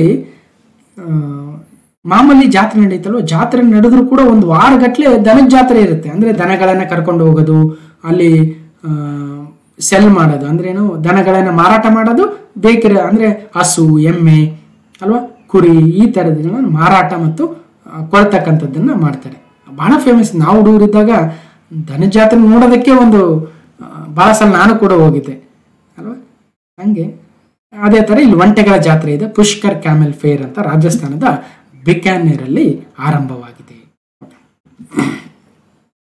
ರಾಜಸ್ಥಾನ್ ಡೀಟೇಲ್ಸ್ ಆಲ್ರೆಡಿ ಮಾತಾಡಿದ್ವಿ ನಾವು. 13 ಕುಂಭಮೇಳದ ನಂತರ ಭಾರತದ 2ನೇ ಅತಿ ದೊಡ್ಡ ಜಾತ್ರೆಯಾದ ಗಂಗಾಸಾಗರ ಮೇಳವನ್ನ ಭಾರತದ ಯಾವ ರಾಜ್ಯದಲ್ಲಿ ಆಚರಿಸಲಾಗುತ್ತದೆ ಅಂದ್ರೆ ಪಶ್ಚಿಮ ಬಂಗಾಳ ಗಂಗಾಸಾಗರ. ಕುಂಭಮೇಳ ಅತಿ ದೊಡ್ಡದು, ಅದ ನಂತರ ಗಂಗಾಸಾಗರ ಮೇಳ. ಇಲ್ಲೇನಾಗುತ್ತೆ, ಪ್ರತಿ ವರ್ಷ ಸಂಕ್ರಾಂತಿ ಸಂದರ್ಭದಲ್ಲಿ ಮಕರ ಸಂಕ್ರಾಂತಿಯ ದಿನದಂದು ಈ ಜಾತ್ರೆ ನಡೆಯುತ್ತೆ, ಗಂಗಾಸಾಗರ ಜಾತ್ರೆ. 2023ರಲ್ಲಿ ಸುಮಾರು 51 ಲಕ್ಷ ಜನ ಭಾಗವಹಿಸಿದ್ರೆ ಅಂತ ನೋಡಿ. ಈ ಜಾತ್ರೆಯು ಪಶ್ಚಿಮ ಬಂಗಾಳದ ದಕ್ಷಿಣ ಪರಗಣ ಜಿಲ್ಲೆಯಲ್ಲಿ ನಡೆಯುತ್ತದೆ. ಈ ಜಾತ್ರೆಯನ್ನು ಬಂಗಾಳ ಕರಾವಳಿಯಿಂದ ಸ್ವಲ್ಪ ದೂರದಲ್ಲಿರುವ ಸಾಗರ ದ್ವೀಪದಲ್ಲಿ ಆಚರಿಸಲಾಗುತ್ತದೆ. ಸಾಗರ ದ್ವೀಪ ಅಂತಕ್ಕಂಥದ್ದು ಗಂಗಾ ನದಿಯು ಬಂಗಾಳ ಕೊಲ್ಲಿಯನ್ನು ಸಂಧಿಸುವ ಸ್ಥಳವಾಗಿದೆ. ಈ ಗಂಗಾಸಾಗರ ಮೇಳದಲ್ಲಿ ಗಂಗೆಯ ದಡದಲ್ಲಿರುವ ನದಿಯಲ್ಲಿ ಸ್ನಾನ ಮಾಡಿ ನಂತರ ಕಪಿಲ ಮುನಿಯ ದೇವಸ್ಥಾನದಲ್ಲಿ ಪ್ರಾರ್ಥನೆಯನ್ನು ಸಲ್ಲಿಸಲಾಗುತ್ತೆ. ಕುಂಭ ಮೇಳದ ನಂತರ ಗಂಗಾಸಾಗರ ಮೇಳವು 2ನೇ ಅತಿ ದೊಡ್ಡ ಹಿಂದೂ ಜಾತ್ರೆಯಾಗಿದೆ. ಸೊ ಗಂಗಾಸಾಗರ ಪಶ್ಚಿಮ ಬಂಗಾಳದಲ್ಲಿ ನಡೆಯುವ ಕುಂಭಮೇಳದ ನಂತರದ 2ನೇ ಅತಿ ದೊಡ್ಡ ಹಿಂದೂ ಜಾತ್ರೆಯೂ ಕೂಡ ಗಂಗಾಸಾಗರ ಆಗುತ್ತೆ. ಸರಿ, ನೆಕ್ಸ್ಟ್ 14, ಭಾರತದ ಯಾವ ಬ್ಯಾಂಕು ಹಸಿರು ರೂಪಾಯಿ term deposit, green rupee term deposit ಅನ್ನು ಪರಿಚಯಿಸಿದೆ? Which bank of India introduced a green rupee term deposit ಅಂದ್ರೆ state bank of India, SBI, ICICI bank, Indian bank, HDFC ಅಂದ್ರೆ SBI ಈ ರೀತಿಯ ಟರ್ಮ್ ಡೆಪಾಸಿಟ್ ಅನ್ನು ತಂದಿದೆ. Green rupee term deposit state bank of India. GRTD ಅಥವಾ SGRTD. ಇದರ ಉದ್ದೇಶ ಏನು? ಈ ಒಂದು ಡೆಪಾಸಿಟ್ ಇಂದ ಬಂದಿರತಕ್ಕಂಥ ಹಣವನ್ನ ಪರಿಸರ ಸ್ನೇಹಿ ಉಪಕ್ರಮಗಳು ಯೋಜನೆಗಳಲ್ಲಿ ಹಣವನ್ನ ವಿನಿಯೋಗಿಸ್ತಕ್ಕಂಥದ್ದು. ಅಂದ್ರೆ ಈಗ ಯಾವ್ದಾದ್ರು ಗ್ರೀನ್ ರಿಲೇಟೆಡ್ ಒಂದು ಪ್ರಾಜೆಕ್ಟ್ ಅನ್ನ ತರ್ತಾ ಇದ್ರೆ ಅದಕ್ಕೆ ಈ ಹಣವನ್ನ ವಿನಿಯೋಗಿಸ್ತಾರೆ, ಈ ಡೆಪಾಸಿಟ್ ಹಣವನ್ನ. ಸೊ ಹಾಗಾದ್ರೆ SGRTD ಅಂದ್ರೆ SBI green rupee term deposit. Dinesh Kumar Khara ಅವರು SBI ನ ಚೇರ್ಮನ್ ಆಗಿದ್ದಾರೆ. SBI ನ ಹಿಂದೆ ನಾವು ಇಂಪೀರಿಯಲ್ ಬ್ಯಾಂಕ್ ಆಫ್ ಇಂಡಿಯಾ ಅಂತ ಕರಿತಾ ಇದ್ವಿ. ನಂತರ ಅಥವಾ ಅದಕ್ಕಿಂತ ಹಿಂದೆ bank of Calcutta, bank of Mumbai, bank of Madras ಅನ್ನ ಮರ್ಜ್ ಮಾಡಿ ಇಂಪೀರಿಯಲ್ ಬ್ಯಾಂಕ್ ಆಫ್ ಇಂಡಿಯಾ 1955ರಲ್ಲಿ ಅದನ್ನು ಸ್ಟೇಟ್ ಬ್ಯಾಂಕ್ ಆಫ್ ಇಂಡಿಯಾ ಅಂತ ಮಾಡಿದ್ವಿ. ದಿನೇಶ್ ಕುಮಾರ್ ಕರಾರ್ ಈಗ ಚೇರ್ಮನ್ ಆಗಿದ್ದಾರೆ. So SBI launches green rupee term deposit. ಇನ್ನು ಜನವರಿ 2024 ಪಾರ್ಟ್ 6 ಕರೆಂಟ್ ಅಫೇರ್ಸ್ ನ ಕೊನೆಯ ಪ್ರಶ್ನೆ. ಡಿಸೆಂಬರ್ನಲ್ಲಿ ಚಿಲ್ಲರೆ ಹಣದುಬ್ಬರ ಏರಿಕೆಯಾಗಿದೆ, 4 ತಿಂಗಳ ಗರಿಷ್ಠ ಮಟ್ಟಕ್ಕೆ ಹೋಗಿದೆ. WPI ಅಥವಾ ಅಲ್ಲ CPI ರೈಟ್ ಅಂದ್ರೆ retail inflation consumer price index. ಏರಿದ ಹಣದುಬ್ಬರ EMI ಕೂಡ ಏರಿಕೆ ಆಗುತ್ತಾ? ಡಿಸೆಂಬರ್ನಲ್ಲಿ ಚಿಲ್ಲರೆ ಹಣದುಬ್ಬರ 4 ತಿಂಗಳ ಗರಿಷ್ಠ ಮಟ್ಟ 5.69% ಬಂದ್ ನಿಂತಿದೆ. ಹಿಂದೆ 5.55 ಇತ್ತು, ಅದರಿಂದ 4.87 ಇತ್ತು, ಅದರಿಂದ 5.02 ಇತ್ತು. ಒಟ್ಟಾರೆಯಾಗಿ ಚಿಲ್ಲರೆ ಹಣದುಬ್ಬರ ಬಹಳ ಏರಿಕೆಯನ್ನು ಕಾಣ್ತಾ ಇದೆ. ಡಿಸೆಂಬರ್ ತಿಂಗಳಲ್ಲಿ 5.69ಕ್ಕೆ ಬಂದಿದೆ. ಓಕೆ, ಸೊ ಇಷ್ಟು ಜನವರಿ 2024 ಒಂದಷ್ಟು ಕರೆಂಟ್ ಅಫೇರ್ಸ್ ಆಗಿತ್ತು. ಸೊ ಹೇಗನ್ನಿಸ್ತು ಅಂತ ಇದು ಪಾರ್ಟ್ 6 ಕರೆಕ್ಟ್. ನಿಮ್ಮ ಕಮೆಂಟ್ಗಳನ್ನ ತಿಳಿಸಿ ಮತ್ತು ಈ ವಿಡಿಯೋಗೆ ಒಂದು ಲೈಕ್ ಮಾಡಿ, ಶೇರ್ ಮಾಡಿ. ಜೊತೆಗೆ ಸೂಪರ್ ಥ್ಯಾಂಕ್ಸ್ ಸಮರ್ ಸರ್ಗೆ ಜಾಯ್ನ್ ಆಗೋ ಮೂಲಕ ನನ್ನ ಮತ್ತಷ್ಟು ವರ್ಕಿಗೆ ನಿಮ್ಮ ಸಹಕಾರವನ್ನು ನೀಡ್ತೀರಾ ಅಂತ ಭಾವಿಸ್ತಾ, ಸೊ ನಿಮ್ಮ ಕಮೆಂಟ್ಗಳಿಗೋಸ್ಕರ ವೇಟ್ ಮಾಡ್ತಾ ಇರ್ತೀನಿ ಅಂತ ಹೇಳ್ತಾ, ಸೊ ಈ ವಿಡಿಯೋನ ಕಂಪ್ಲೀಟ್ ಆಗಿ ನೋಡಿರ್ತಕ್ಕಂಥ ಎಲ್ರಿಗೂ ಧನ್ಯವಾದಗಳು. ಮತ್ತೆ ಮುಂದಿನ ವಿಡಿಯೋದಲ್ಲಿ ಸಿಗ್ತೀನಿ ಅಂತ ಹೇಳ್ತಾ ಥ್ಯಾಂಕ್ ಯು.